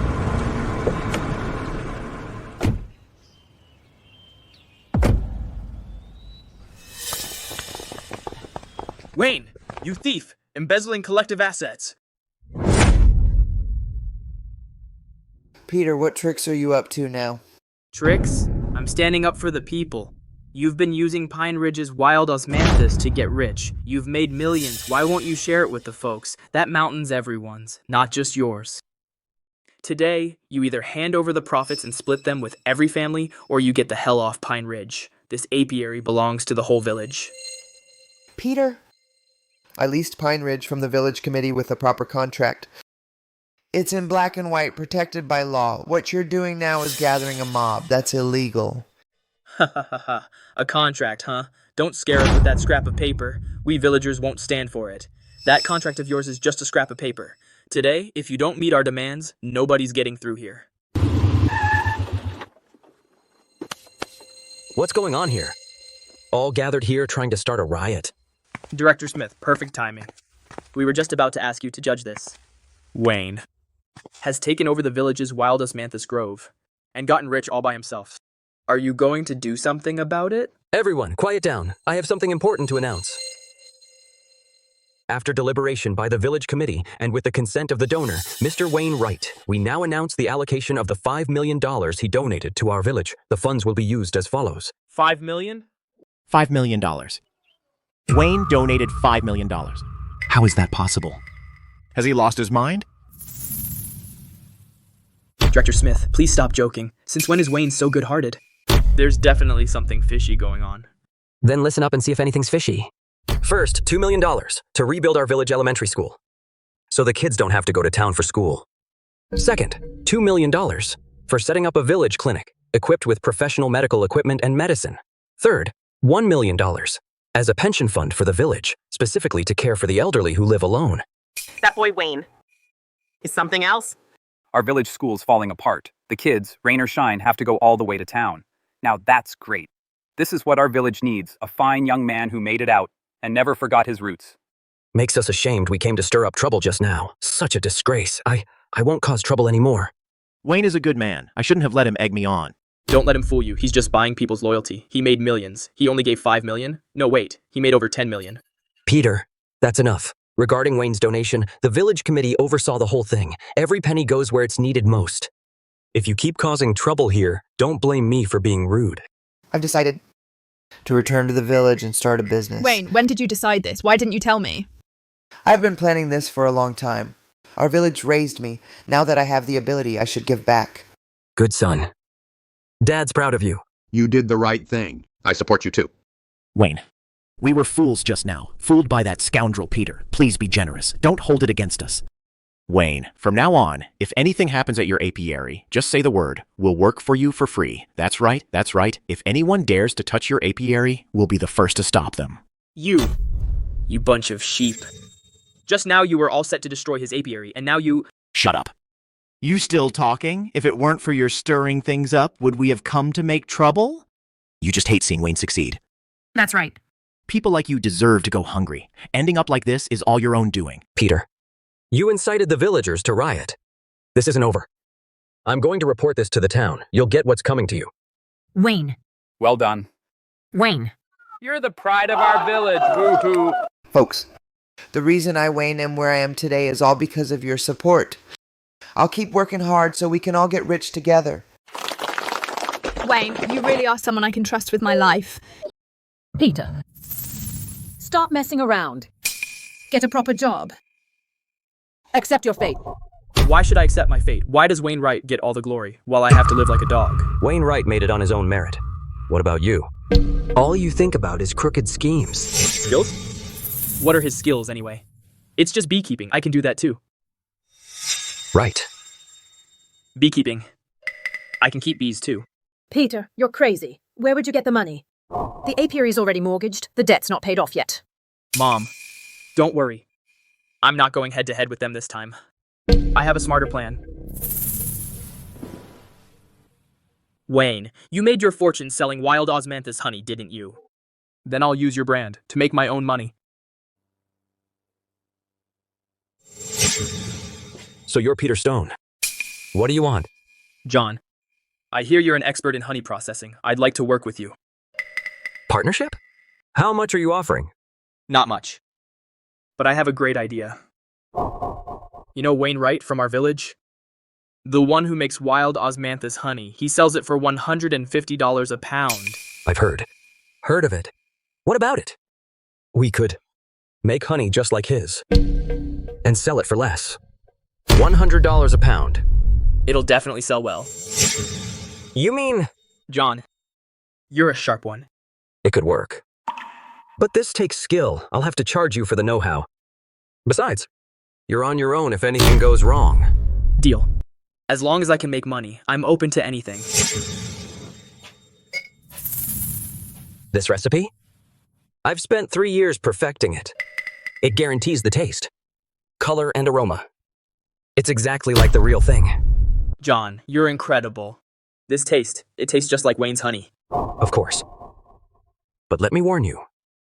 Eating too much of this stuff is bad for you. When you sell it, go easy. Who cares? It's not like I'm the one eating it. As long as I can make money.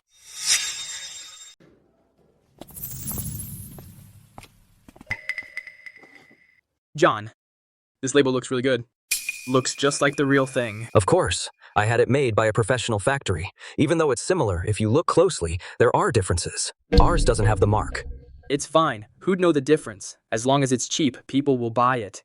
It's all set. The name is Greenwood Wild Osmanthus Honey. Price is $80 a pound. That's less than half of Wayne's price. 80? Isn't that too cheap? It'd make people suspicious. Then set the price at $100 first. Run a promo and discount it to $80. Buy 2, get 1 free. No way it won't sell. Hey, Mr. Stone, business is good, huh? You've shipped a few hundred orders these past few days, right? That's right, this is authentic wild osmanthus honey. High quality, low price. We get a lot of repeat customers. I heard that in your village, Wayne's honey sells for $150 a pound. And you're selling at 80? Can you make any money? Small profits, high volume. I rely on volume. I still make a good profit.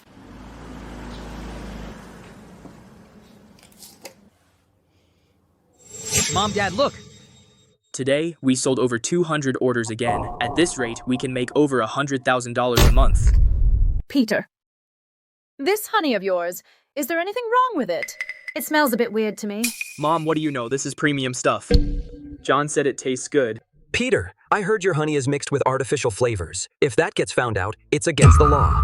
Dad, don't talk nonsense. What do you mean mixed? This is a legit business. Just don't worry about it. Just wait and count the cash. Wayne, you think you're the only one who can make money? Just wait and see. Before long, I'll make a comeback and crush you under my feet. Wayne, dinner's ready. Lily, thanks for all your hard work. No trouble at all. Oh, Wayne. I've been online lately and saw someone selling our wild osmanthus honey. Their price is way lower than ours, only $80 a pound. $80 a pound? That's impossible. We're the source. How could they be that much cheaper than us? I thought it was weird too, so I bought a jar to check.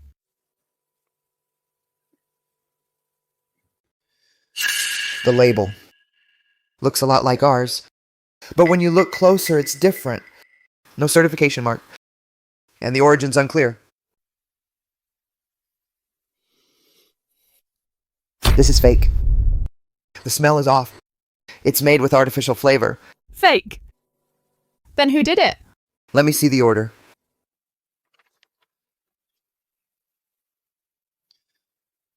The shipping address is in the town. It's probably someone with a grudge against us. You mean Peter Stone? Too late, he got away.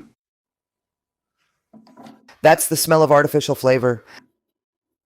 This is what they use to make the fake honey. Wayne, what do we do now? They're selling fakes under your name. If someone gets sick, your reputation will be ruined. We have to find out where their operation is and gather evidence, then call the police. I know people at the courier station. I'll ask who's been shipping a lot of honey lately. Thanks, Colin. We're brothers, no need for that. That Peter Stone should have been taken care of long ago. Colin, still thinking about the fake honey? What Peter Stone is doing isn't just hurting people, it's ruining my name. I have to stop him ASAP. But we don't know where he makes it or who he sells it to. I've already sent Colin to look into it. Once we find the shipping address, we can trace it back to him. Peter Stone, for money, you'd even do something this evil. This time, I won't go easy on you.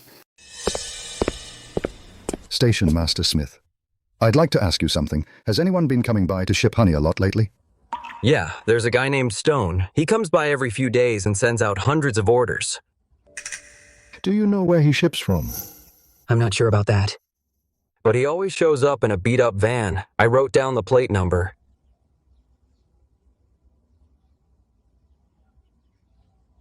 Thanks, Station Master Smith. I'll buy you a drink sometime.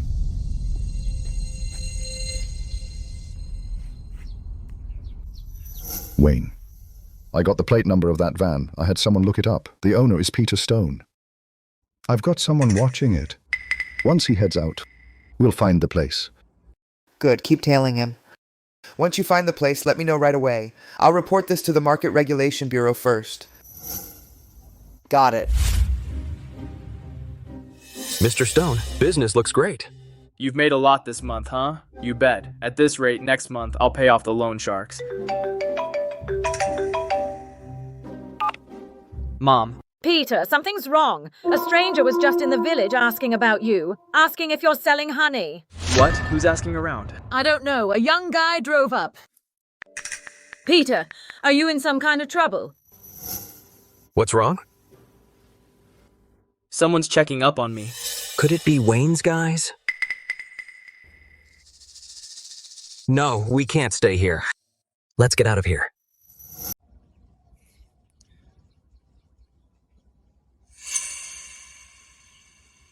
Too late, he got away. He didn't get far. Just left.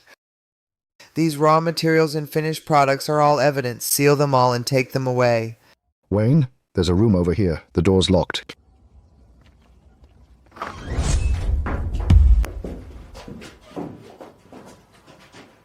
So many orders. Thousands of bottles already sold. This label looks just like the real thing.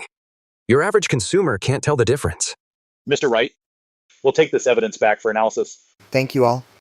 Hope you catch them soon. We can't let them hurt anyone else. It's all your fault. I told you not to go so big. You just had to make more money. Now look what you've done. They're onto us. John, what's the point of saying that now? Where are we going? Out of state. We'll move somewhere else and keep at it. Peter, you think you can get away? Wayne? How'd you get my number? You really think what you've done can be hidden from anyone? I've already called the police. You're not getting away. Turn yourself in and get a lighter sentence. Don't try to scare me. I didn't do anything. That honey is real. Really? Then why don't you even have a production license? Why'd you mix it with artificial flavors? Peter, you're hurting people. What's he saying? He said he called the cops. Peter Stone, you're suspected of selling counterfeit goods. You're all under arrest. I'm innocent. The evidence is conclusive. Still trying to deny it? Officer, I'm begging you, let me go. I was tricked too. It's all him. He taught me everything. And you have the nerve to blame me? You came to me yourself. All right, stop arguing. Save it for the station. Mr. Wright, after testing, the honey Peter Stone produced and sold is indeed fake honey. They used cheap honey mixed with artificial flavors and colors. Long-term consumption is harmful to health. Currently, we've already shut down his operation. We seized over 5,000 bottles of fake honey. The case involves over $500,000. That much? What about the ones already sold? As for the ones already on the market, there are about 2,000 to 3,000 bottles. We're tracking them down. However, this matter is bound to affect your brand reputation. Wayne, what should we do? We need to clear this up immediately. I'm going to hold a press conference. I will release the lab report to prove my honey is authentic. I also want to teach consumers how to tell real honey from fake. That's a good idea. We'll work with you and provide the official lab report. Then it's settled. Thank you. Friends, I've asked you all here today to tell you something. Recently on the market, there's been fake wild osmanthus honey being sold under the name of our Greenwood village, deceiving consumers. I heard the counterfeiter is your childhood friend. Is that true? Yes. The law's already caught up with him. That Peter Stone is utterly heartless. Everyone look. Real honey has a clear color and forms a long, continuous thread. Fake honey has a cloudy color and its thread breaks easily. Now smell it. Real honey has a natural osmanthus scent, while fake honey has a pungent smell. It's the smell of artificial flavoring. Wayne, I'm begging you. Please save me. I don't want to go to jail. I'm still young. Wayne, for the sake of our childhood friendship, please put in a good word for me. I'm willing to compensate, no matter how much. Peter Stone, do you remember how you treated me back then? You knelt and begged me to help you. I didn't sleep for 3 days and nights. I saved your apiary for you. You promised me a 30% cut, but what did you do? You threw $100,000 at me and told me to get lost. When I built my apiary, you came and mocked me. You said I deserved to stay single forever. You lied to Lily's parents and said I was a loser. You even tried to incite the villagers to riot and smash my apiary. Wayne, I was wrong. I really know I was wrong. You always say that, but you never change. When you were selling fake honey, did you ever think about the people who bought that fake honey? They spent their money and got something harmful. Peter Stone, I won't forgive you. You're on your own now.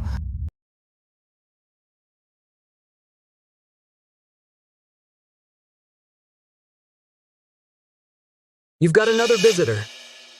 That well-dressed young guy who was just here? What is he to you? You won't forgive me. You won't give me a break. Then I won't give you a break either. Once I get out, I'll make you pay. Wayne, I heard Peter got 2 years and a $500,000 fine. Sean got a heavier sentence because he was the ringleader. Peter had it coming. If he hadn't treated you that way back then, he might be getting rich with you now. People's greed is never satisfied. Wayne, when are we getting married?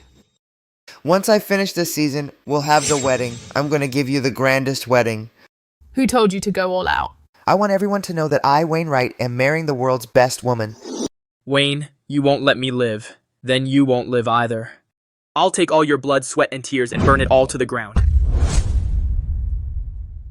Oh no, someone's starting a fire. Peter Stone, you've lost your mind. Yeah, I'm crazy. You drove me to it. Go to hell, Wayne.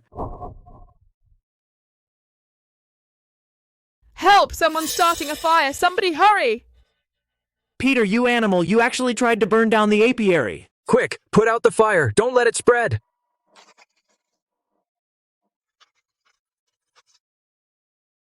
Wayne, are you okay?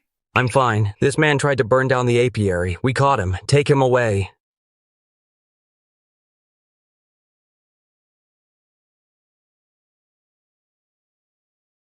How wonderful. My son is getting married today. Lily, from now on, you're the Wright's daughter-in-law. If Wayne ever dares to bully you, you come tell Mom. Mom will straighten him out. Don't you worry, Mrs. Wright. We all trust Wayne. Lily, once you're married, take good care of your in-laws and live a happy life. I know, Mum. Folks, today's a day of great joy. The pride of our village, Mr. Wayne Wright, and his childhood sweetheart, Miss Lily, are tying the knot. Let's give a warm round of applause to bless the newlyweds. Lily, thank you for always trusting and supporting me. From now on, I'll spend my whole life loving you and taking good care of you. Kiss. Kiss. That's right, kiss. All right. Folks, thank you all for coming to my wedding. I, Wayne Wright, wouldn't be here today without everyone's support. Here's to all of you. You're the pride of our village. I'm planning to start a beekeeping cooperative so we can all keep bees together and get rich. Good. Wayne, you look so handsome today. You look absolutely gorgeous today, too. Our village is planning to start a beekeeping cooperative. My dad's already signed up. After this, I'll keep bees with him and live right. How much can you make from beekeeping? My dad says they make something called wild osmanthus honey. That stuff's really valuable. You're from Greenwood Village? Yeah, but I've been running wild out there all these years. Finally, I can settle down and be a decent man. Too bad that today the beekeeping king, Wayne Wright, is getting married, and I can't even give a cash gift or anything. Wayne, today is the happiest day of my life. Every day from now on will be even happier than today. Wayne, what's Peter Stone thinking right now? Wayne, what's Peter Stone thinking right now? I don't know, but I know everyone has to be responsible for their own choices. He chose greed, he chose hatred. In the end, it destroyed him. Actually, if he hadn't treated you that way back then, he might be just as happy as we are now. Too bad there's no if in this world. Come on, let's go home. Home. Wayne, have some porridge before you start working. You've been at it since before dawn. Even an iron body can't take that. Lily, next month the cooperative will be officially registered. I need to go over the plan again to feel at ease. So, tell me about the cooperative. Well, here's the thing. There are over 30 households in our village. Most of them make a living from farming. They barely make any money all year round. I want to spread beekeeping throughout the village so that villagers who want to join can all raise bees together. With unified branding, centralized sales, and standardized technical guidance, that way every household can earn extra income. Wayne, you're so good, but you're fronting so much money. What if someone refuses to pay you back? Then let them. Anyway, it's not like we're short on cash. But what if someone actually does refuse to pay? Then your money would go down the drain. But I believe most villagers are reasonable people. Besides, as long as they actually make money, who would still have the nerve not to pay you back? Wayne, I support you, but you also need to take care of yourself. Don't take everything on yourself. Getting rich alone isn't enough, but bringing everyone along, that's true success. If Peter Stone had understood this principle back then, he wouldn't have ended up like this. Folks, I've called you all here today because our fellow villager, Wayne Wright, has a great idea to share with everyone. All right, everyone, settle down. Let's hear what Wayne has to say. Folks, hello everyone. I stand here today to tell you all something. I want to start a beekeeping cooperative and help everyone get rich through beekeeping. Wayne, how much can you earn from beekeeping? I'll level with you all. Last year alone, I pulled in over $2 million just from wild osmanthus honey. Of course, I've been doing this for years. I've got the experience and know-how. If you're just starting out, you won't make that much. But within a year, each household can earn an extra $30,000 to $50,000 without any problem. $30,000 to $50,000? That's way better than farming. But we don't know how to keep bees. What if they die? Don't worry about that. Once you join the cooperative, I'll give you all free technical training. We'll have group classes at least twice a month. If you have any questions, you can come to me anytime. For the bee colonies and beehives, I'll cover the upfront costs. You can pay me back after the honey sells. And all the honey from cooperative members will be sold as the Greenwood Wild Osmanthus honey under one unified brand. Prices will be guaranteed. Wayne, that sounds nice, but what if the honey doesn't sell? I've thought about that too. Right now our wild osmanthus honey can't keep up with demand. Orders are already booked through next year. As long as the quality is good, we won't have any trouble selling it, and I've already got several major buyers signed to long-term contracts. The price is stable at over $150 a pound. I trust Wayne. Count me in too. Sounds nice, cooperative. In the end, it's still Wayne who takes the lion's share, and we'd just be working for him for nothing. I don't believe in any free lunch. And if we lose money, who's going to cover it? He gets rich and wants to be a landlord, and we'd be his hired hands. Here's how the cooperative's profit-sharing plan works. The honey each household produces, after deducting costs, 80% of the profit goes to the beekeeper. 10% goes to the cooperative's public fund for technical upgrades and brand promotion. The remaining 10% goes to me. In other words, you all get the lion's share and I get a smaller cut. All accounts will be made public every month and anyone can check them. All right. If anyone's got something to say, speak up now. But let me say one thing first. What kind of person Wayne is, you all know very well. He donated $5 million to build a school and a clinic in the village. These are all solid facts. If he wanted to fool you all, would he do that? Thank you all for your trust. I promise I won't let you down. The cooperative will officially launch next month. This month we'll begin the first round of training. Wayne, you've not only changed our lives, but also the fate of the whole village. I really married the right man. Everybody watch closely. This is a honeycomb frame. The bees are on it. They build nests, lay eggs, and make honey. It's the core of the whole beehive. When you get back, the first thing is to install the honeycomb frames properly into the beehives. When installing, make sure the spacing is even, not too tight and not too loose. If it's too tight, the bees can't move around. If it's too loose, they'll build irregular combs. Then it's a pain to manage. Wayne, I want to ask, this spacing you mentioned, about how much is it? Roughly about a finger's width, basically about half an inch. When you get back, you can try using a chopstick to gauge it. You'll get the feel in no time. Wayne, I have a question too. My place is pretty far from Pine Ridge. Can the bees fly that far to collect nectar? Good question. A bee's foraging radius is about 1 to 2 miles, but the best practice is to place the beehives as close to the nectar source as possible. In the hills around our village, wild osmanthus is widespread. You can all take a look around near your homes to see where the most wild osmanthus grows. Place the beehives near there. As for the exact locations, I'll go door to door and help you check. Before opening the beehive, use a bee smoker to puff some smoke at the entrance. Don't use an open flame. Dried mugwort works fine. When bees smell smoke, they'll retreat into the beehive. Then you can open the lid without getting stung easily. See, it's safe now. These bees are very docile. Wow, so many bees. They look pretty scary. Don't worry, bees are actually gentle. As long as you don't provoke them, they usually won't sting. But protective gear is a must. A beekeeping veil, gloves, long sleeves, and pants. You can't skip any of them. Okay. Uncle Joe, why are you still here? Got something you want to ask? Wayne, let me be honest with you. Last time that was my fault. What thing? It's about Peter Stone stirring everyone up to block your apiary. I went along with them that time, and then you donated $5 million. I just felt like I was a real jerk. Let bygones be bygones. Uncle Joe, I don't hold grudges. Wayne, I want to keep bees too, but with the crap I said at the meeting the other day, I'm afraid you won't let me join. Uncle Joe, the cooperative's door is open to all villagers, no exceptions. As long as you're willing to work, I'll teach you. Wayne, you're a good man. I, Joey, don't respect many people in my life, but you're one of them. From now on, if you need anything, just say the word. I'll be the first to step up. Uncle Joe, just focus on beekeeping. Once your bees produce honey, you'll see it's totally worth it. People's hearts aren't made of stone. As long as you're genuinely good to others, there will always be people willing to follow you. Wayne, it's almost midnight. Why are you still up? Almost. I just want to go over the purchase contracts again. Next month, the cooperative's first batch of honey is coming out. I've got to make sure every step goes smoothly. Wayne, what's this Apex Honey Company? I've never heard you mention it before. It's a company that just popped up recently. They came to me offering $200 a pound for exclusive rights to all our cooperative's honey. $200? That's more than your current price. Isn't that a good thing?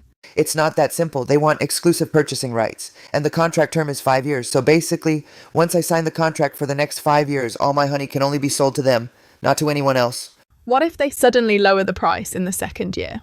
Exactly. You hit the nail on the head. The contract says the first year is $200 a pound, but the price for the following 4 years will be negotiated by both parties. This means they use a high price to hook me in the first year, and in the following 4 years they can lower it to whatever they want. By then I won't be able to back out. Because of the exclusivity clause, this is a trap. Right. I looked into Apex Honey. Their registered capital isn't high. The legal representative is a guy named Derek Davis. He has a terrible reputation in the industry. He's the type to hog the whole market. He first uses high prices to corner the sales channels of small brands. Then he price gouges. He's ripped off a lot of small beekeepers. So what are you going to do? Turn him down? Of course I refuse. But the problem is, he won't let this go. A guy like that, if you refuse him, he'll come up with other ways to get you. I need to get ready ahead of time. Wayne, no matter what tricks he uses, I'm with you through it all. With you by my side, nothing scares me. The name Derek Davis, I've memorized it. Mr. Davis, Wayne got back to us. Oh. What did he say? He refused. Says he won't accept the exclusive purchase terms. He refused. Fine. In all these years, he's the first one who dares to refuse me, Derek Davis. Mr. Davis, so what do we do now? No rush. A backwater beekeeper, how tough can he be? If he won't sell to me, then I'll make sure he's got no one to sell to. You mean...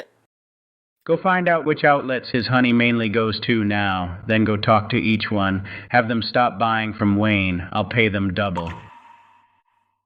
I'd like to see who on earth he can sell his honey to. Got it, Mr. Davis.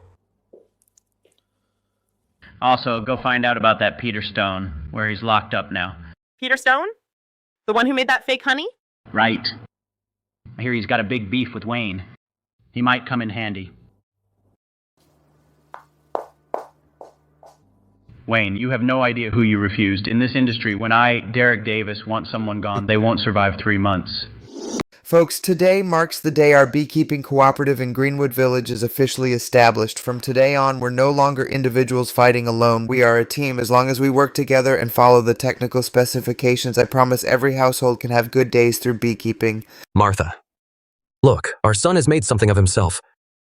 Yeah, our son's really made it. Not only is he rich himself, but he's also pulling the whole village up. My life is worth it. Uncle Luke, your place is great. It faces south, gets sun, and is sheltered from the wind. Plus, the wild osmanthus grove is right up there. The bees don't have to fly far to get nectar. But there's one problem. This sloping land of yours drains poorly. When it rains heavily, water accumulates easily. The beehives can't be placed directly on the ground. You need to raise them with bricks. At least 8 inches. This keeps the hives from getting damp. Good. I'll go get the bricks right away. Wayne, come, have some peanuts. You've been busy all day. Take a break. Aunt Lucy, no need to be so polite. I still need to check the next place. By the way, Uncle Luke, after placing the beehives, don't touch them for the first 3 days. Let the bees get used to the environment first. Once they're coming and going normally, then you can maintain them the way I taught you. Got it, Wayne? Don't worry. I'll do exactly what you said. Wayne, there's something I need to tell you. What is it? Mr. Zhang just called. You know, the buyer we've been working with. He said his order for this month is cancelled. Cancelled? Why?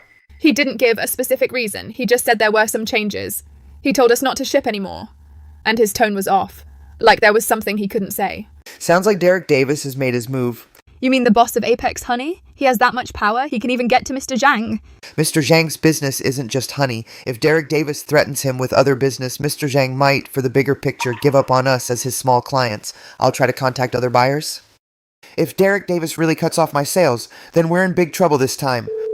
Wayne just got the cooperative started and now this happens. Oh my god, why can't we just live in peace? Wayne, have something to eat. You've been on the phone since this afternoon making dozens of calls.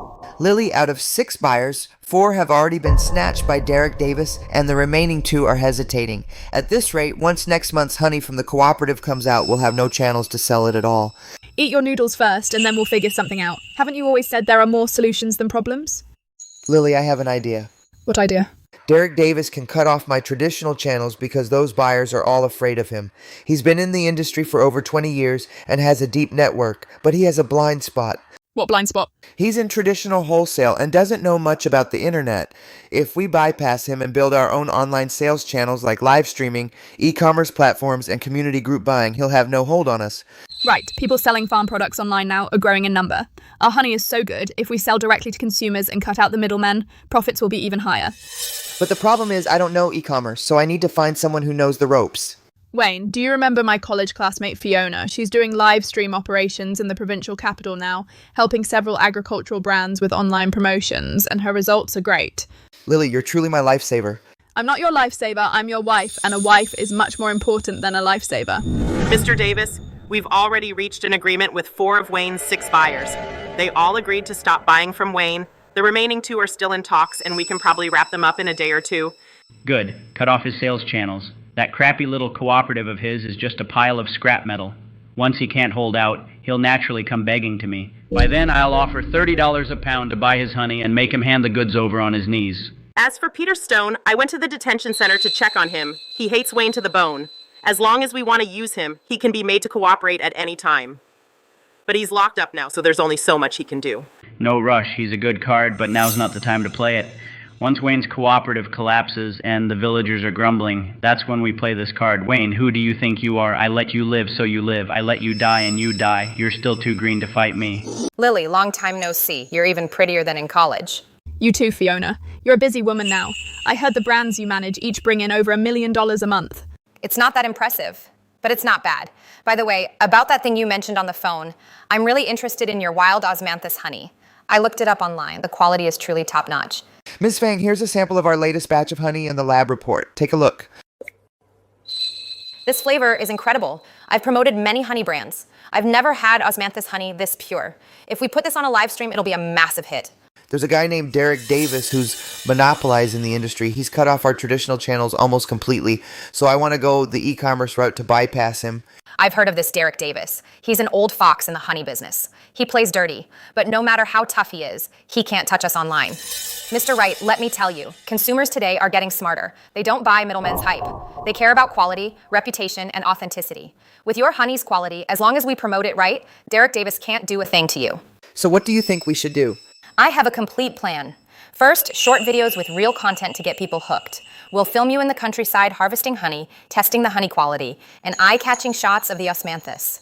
Second, sell through live streaming. You yourself are the best spokesperson, a real beekeeper, down-to-earth, professional with a story.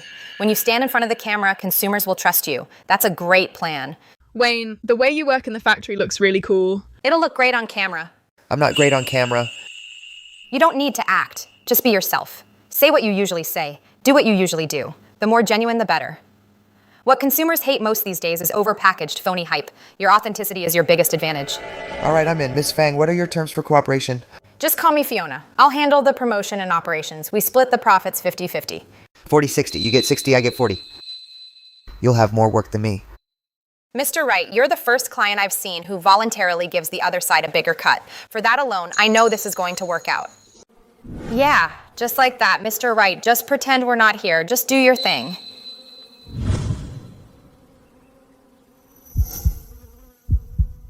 See, this color's right. This is authentic wild osmanthus honey. It should be dark amber. When light passes through, it shows a golden red hue. If it's light yellow or white, then it's either not osmanthus honey or it's mixed with other honey. Now this is real content. No script needed. It's already the best content. All these wild osmanthus on the mountain are my nectar source.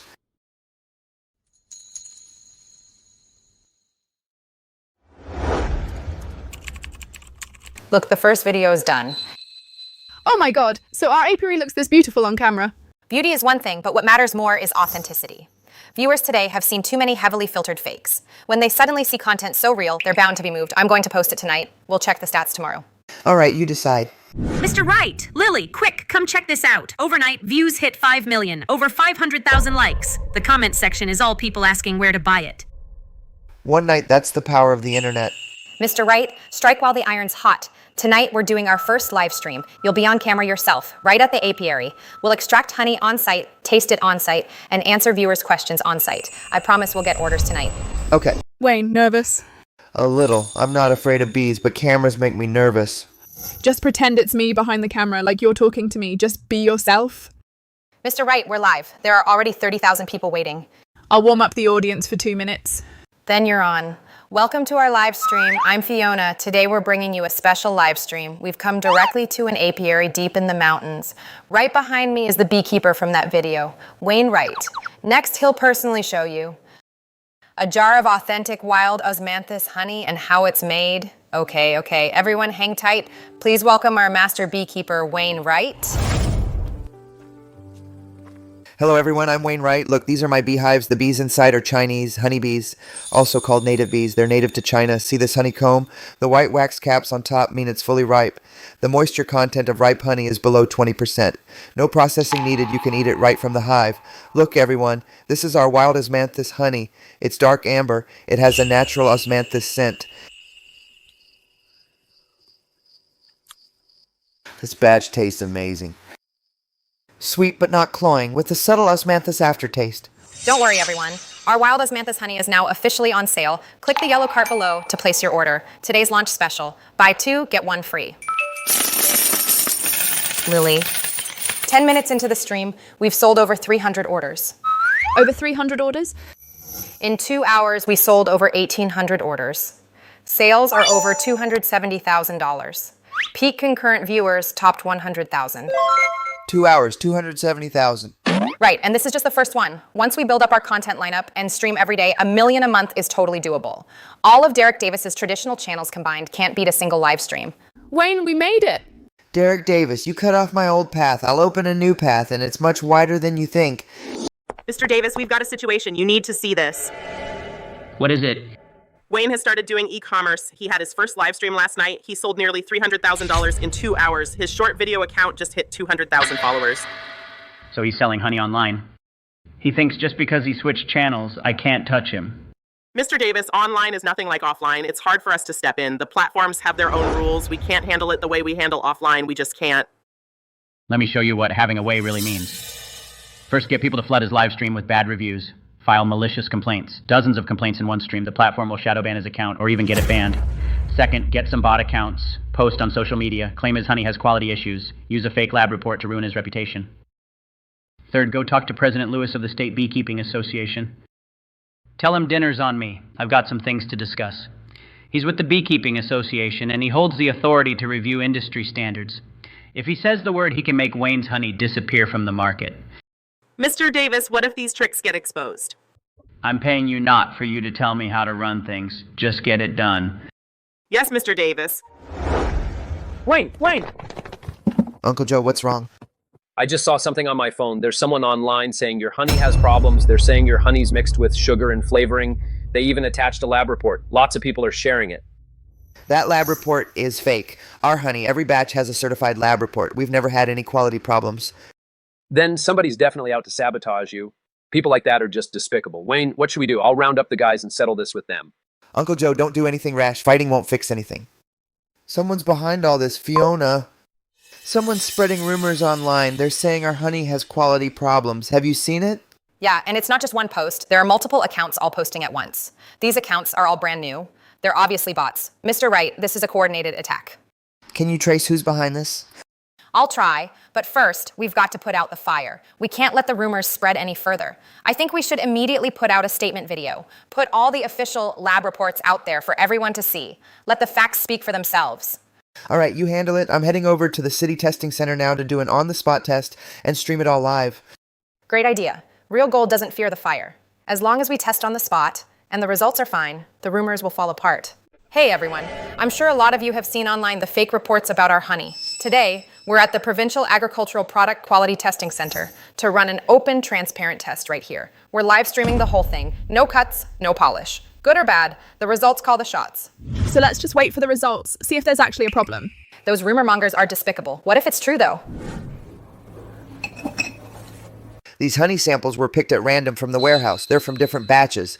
Now I'm handing them over to the testing agency's professionals for a full inspection. Sugar content, additives, pesticide residues, and microbial indicators. I'm staying out of the testing process. Once the results are out, I'll announce them directly in the live stream. Let me be real with you all. In the honey business, the most important thing is quality and integrity. My honey goes for $150 a pound. Not cheap, so why this price? because every drop is real. From bees gathering nectar to bottling the honey, no tampering, no processing in between. I don't have many talents, but I've got one virtue: I don't lie. Hello, everyone watching. I'm the director of this testing center. Now I'll announce the test results. After a full test on the 5 submitted batches of honey samples, the results are as follows. First, fructose and glucose content. Meets the standard for naturally matured honey. No artificially added sugars detected. Second, sucrose content is below the national standard limit. It is high-quality honey. Third, no synthetic flavorings detected. Fourth, no pesticide residues detected. Fifth, all microbial indicators pass. Based on the above results, the 5 batches of honey samples are all naturally matured honey. All indicators exceed national standards. The ratio of fructose to glucose and the unique osmanthus pollen ratio perfectly match the characteristics of wild osmanthus honey. To put it plainly, this is high-quality, purely natural honey. You all saw that real gold doesn't fear fire. Mr. Wright's honey is not only up to standard, but also high quality. As for the rumor mongers, we've preserved all the evidence and will hold them legally accountable. Now, to thank everyone for your support and trust, anyone who orders today gets a buy one, get one free deal. Derek Davis, your scheme didn't bring me down. Instead, it gave me the best ad. Thanks a lot. Miss, those trolls you hired not only failed to smear him, but they actually gave him a ton of free traffic. His followers have now hit 500,000. Mr. Davis, We can't stop him online anymore, but I still have a card to play. President Lewis of the Beekeeping Association, have you set up the meeting? set for noon the day after tomorrow. He can make waves online, but the association's certifications and standards aren't something one beekeeper can control. As long as President Lewis helps me step in the name of industry standards, we can block his honey from entering the formal market.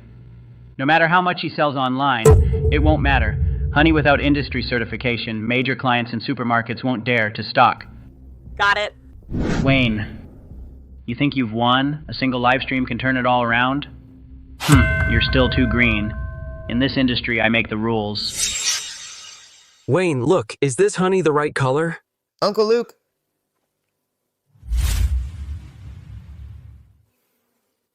Not bad, Uncle Luke. The color and consistency are spot on. You're learning fast. Wayne, Fiona just sent a message. She said the State Beekeeping Association is going to conduct a targeted quality inspection of the honey industry. All honey producers will have to undergo review. She thinks this is fishy. A special inspection by the State Beekeeping Association. So Derek Davis is up to his old tricks again. Do you think this inspection is aimed at us? The timing is too convenient. We just, on our live stream, did a public quality test and embarrassed him. He immediately got the association to launch a special inspection. The intent is obvious. He wants to use industry power to choke us. Then what do? Our honey quality is fine. But what if they deliberately make things difficult? If the quality is fine, we have nothing to fear from inspection, but we can't just sit and wait. Lily, help me set up a meeting with Colin. I have something to discuss with him. Wayne, that Derek Davis you mentioned, I've heard of him too. In the honey industry, he's definitely a tough one. His ties with President Lewis of the Beekeeping Association are way too close. He pours a lot of money into the association every year.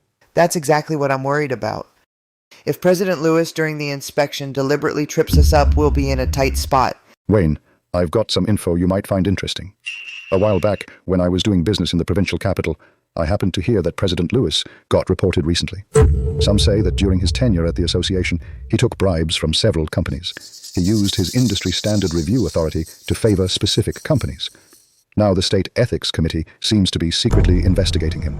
Is that true? I've got a friend at the State Ethics Committee. He mentioned it to me privately, but the investigation is still ongoing, not public yet.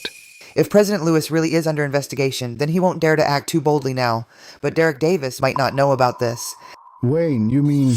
We're not running from this inspection, we're walking right into it. I'm going to invite the province's top media to cover the whole thing. If President Lewis has a guilty conscience, he won't dare to mess around in front of the media. If he plays fair... Then that just proves... Our honey is clean. Either way, it's to our advantage. Nice one, Wayne. That's using public means to fight private interests. Mr. Wright, your idea of inviting the media to cover the Beekeeping Association's inspection is brilliant. Then we'll not only invite traditional media, but also on our own account, we'll live stream the whole thing. This move is another free brand promotion. Right, and I want to do one more thing. During this inspection, I want all our cooperative members' honey tested, not just mine. That's every product from the whole cooperative. Mr. Wright, do you know what this means? It means we're not just selling honey, we're setting an industry benchmark. Once we pull this off, who would dare question our quality? Let the world see the honey of Greenwood Village from source to final product. Every step holds up to scrutiny. A brand is built on quality and trust. Once those hold, Derek Davis, so what? Industry monopoly, so what? They can't shake us.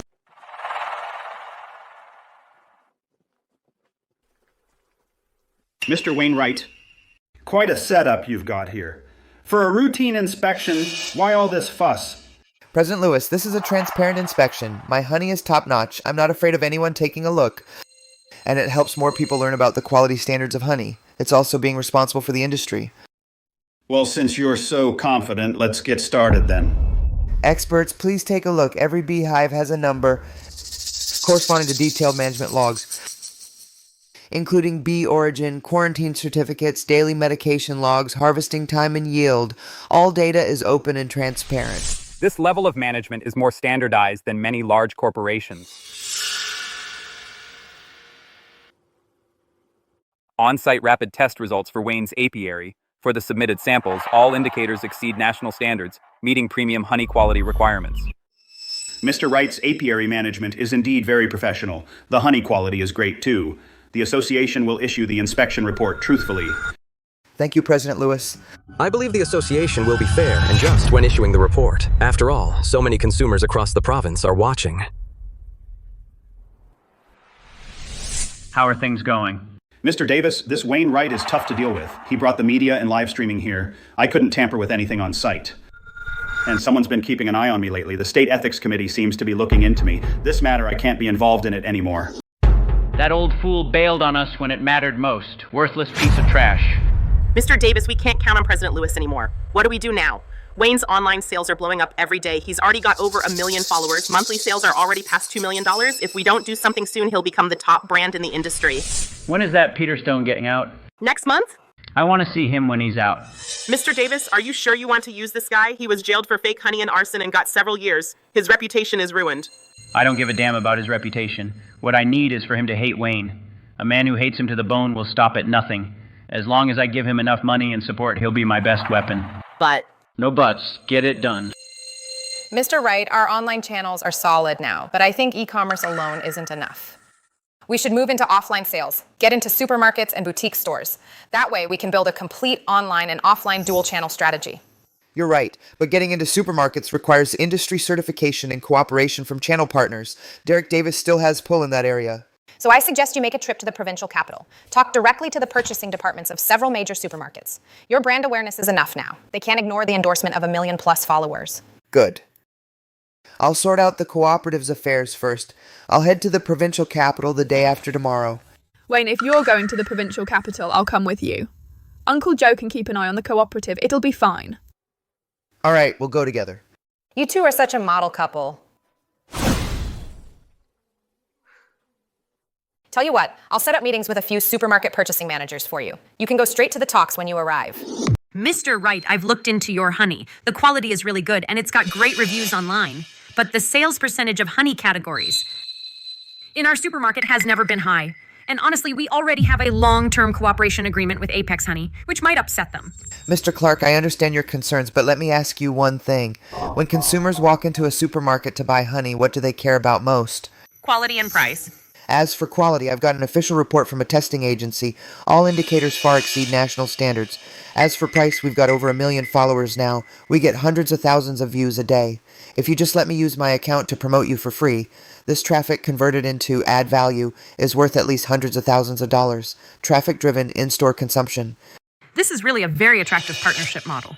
And I'm not asking for exclusive cooperation. You can also sell Apex Honey's products. Let consumers choose for themselves. Good quality will naturally sell well. Mr. Wright, preliminary intention is no problem. We'll start with a trial batch first to see the market response. If it works well, we'll sign a long-term contract. Mr. Clark, thank you for your trust. Wayne, we hit 3 supermarkets today. 2 of them agreed to a trial run. Awesome. And the biggest one in the capital, a supermarket chain, didn't work out. I'll try again tomorrow.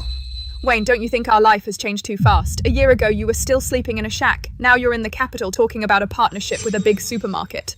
Yeah, it sure has. But no matter how much things change, some things will never change. What? My feelings for you will never change. No matter how much money I make, no matter how big the business gets, you'll always be the one I care about most.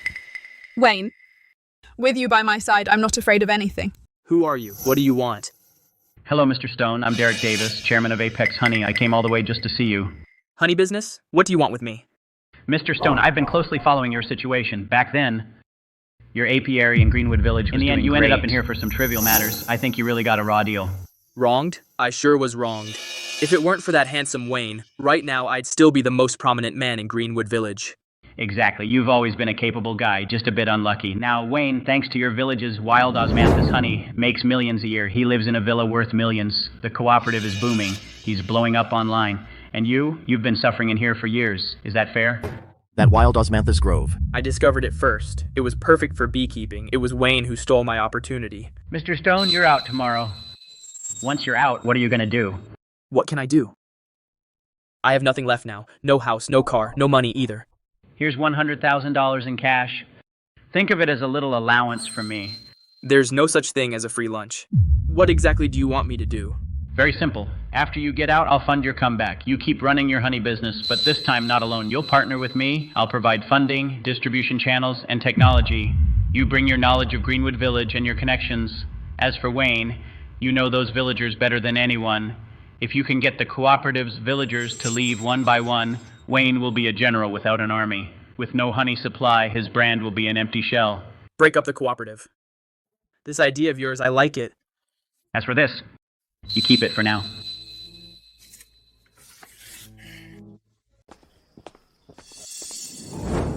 Peter, you're out. Uncle Tom, I'm out. All this time inside, I've done a lot of thinking. The things I did before, they were really wrong. I came back this time just to apologize to everyone and turn over a new leaf. Apologizing is good, but from now on, you'd better stay away from all that shady stuff. Don't worry, Uncle Tom. I absolutely won't do it again. Oh, Uncle Tom, I heard you joined Wayne's cooperative. You've made good money beekeeping. Yeah, I made over $30,000 in the first year. Over 30,000 is quite a lot. But Uncle Tom, I heard beekeepers in the next county are selling their honey this year for $200 a pound. What's the price Wayne pays you? $150 a pound. Only $150? He sells a 2-pound jar online for $398. Figure out how much difference that makes. Well, I never really calculated it. Uncle Tom, I'm not trying to stir up trouble, but think about it. You work so hard raising your bees, and the honey they produce, he buys it for $150, then resells it online for nearly $400. The lion's share of the profit, he's the one taking it. The cooperative's profit sharing is split 80-20. Looks like you get 80%, but that's only the honey profit. What about the online sales profit, the brand premium, the live streaming profit, all that money? You don't get a single cent of it. Uncle Tom, I'm not telling you to leave the cooperative. I just think you should fight for more of the benefits that belong to you. $150 is too low a price. It should be at least $200. Wayne, do you think your villagers will forever stay loyal and follow you? People are only human. Who doesn't want to make more money? All I have to do is plant this seed, and once I do, it won't be long before your cooperative collapses from within.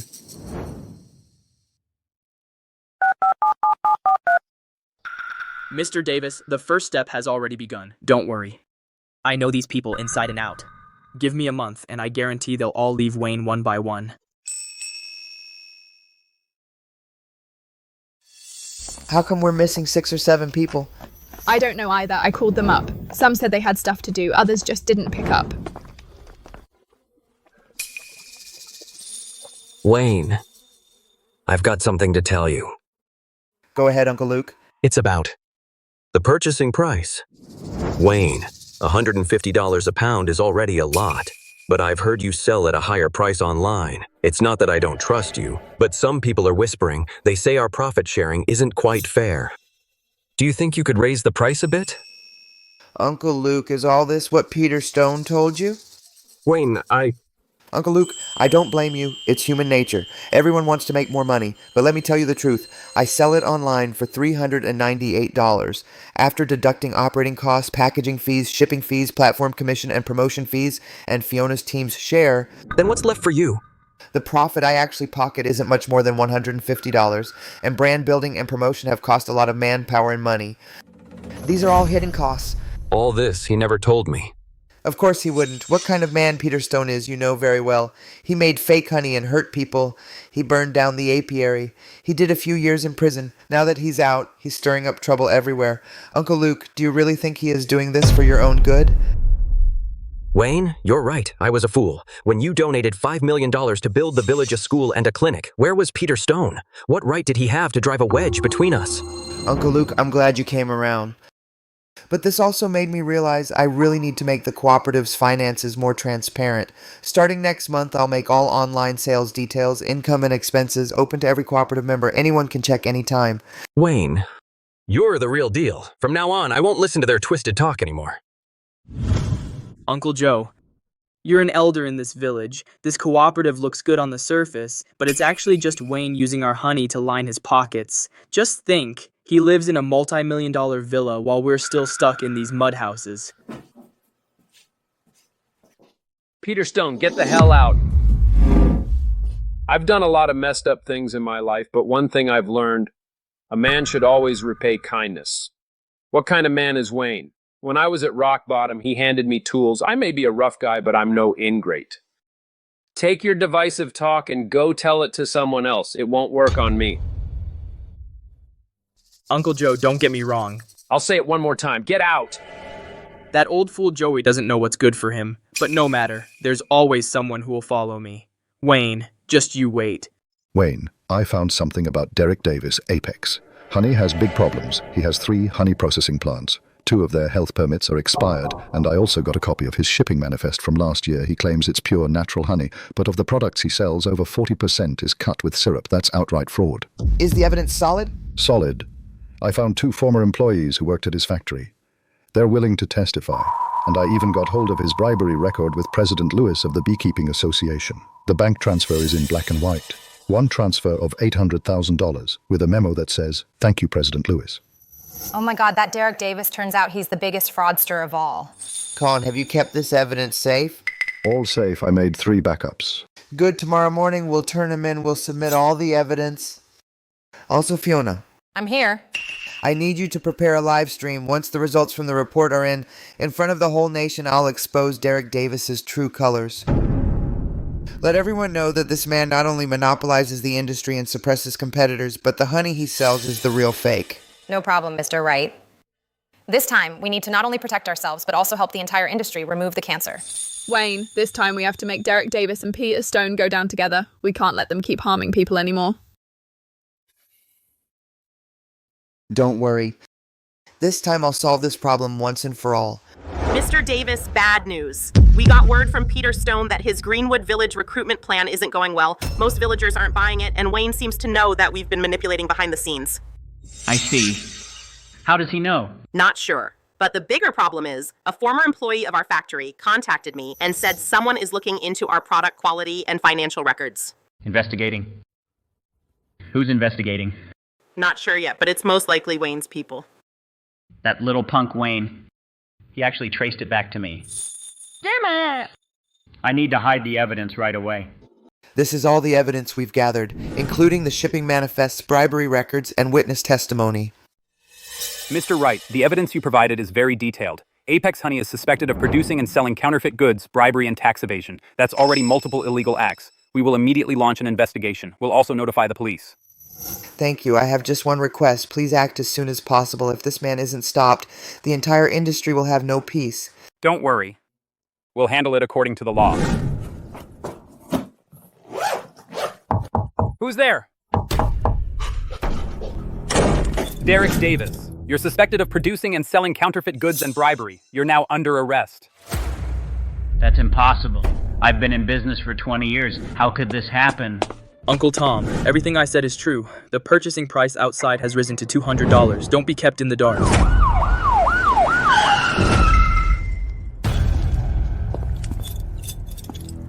Peter Stone, you're suspected, along with Derek Davis, of engaging in unfair competition and abetting others in damaging business reputation. Please cooperate and come back with us for investigation.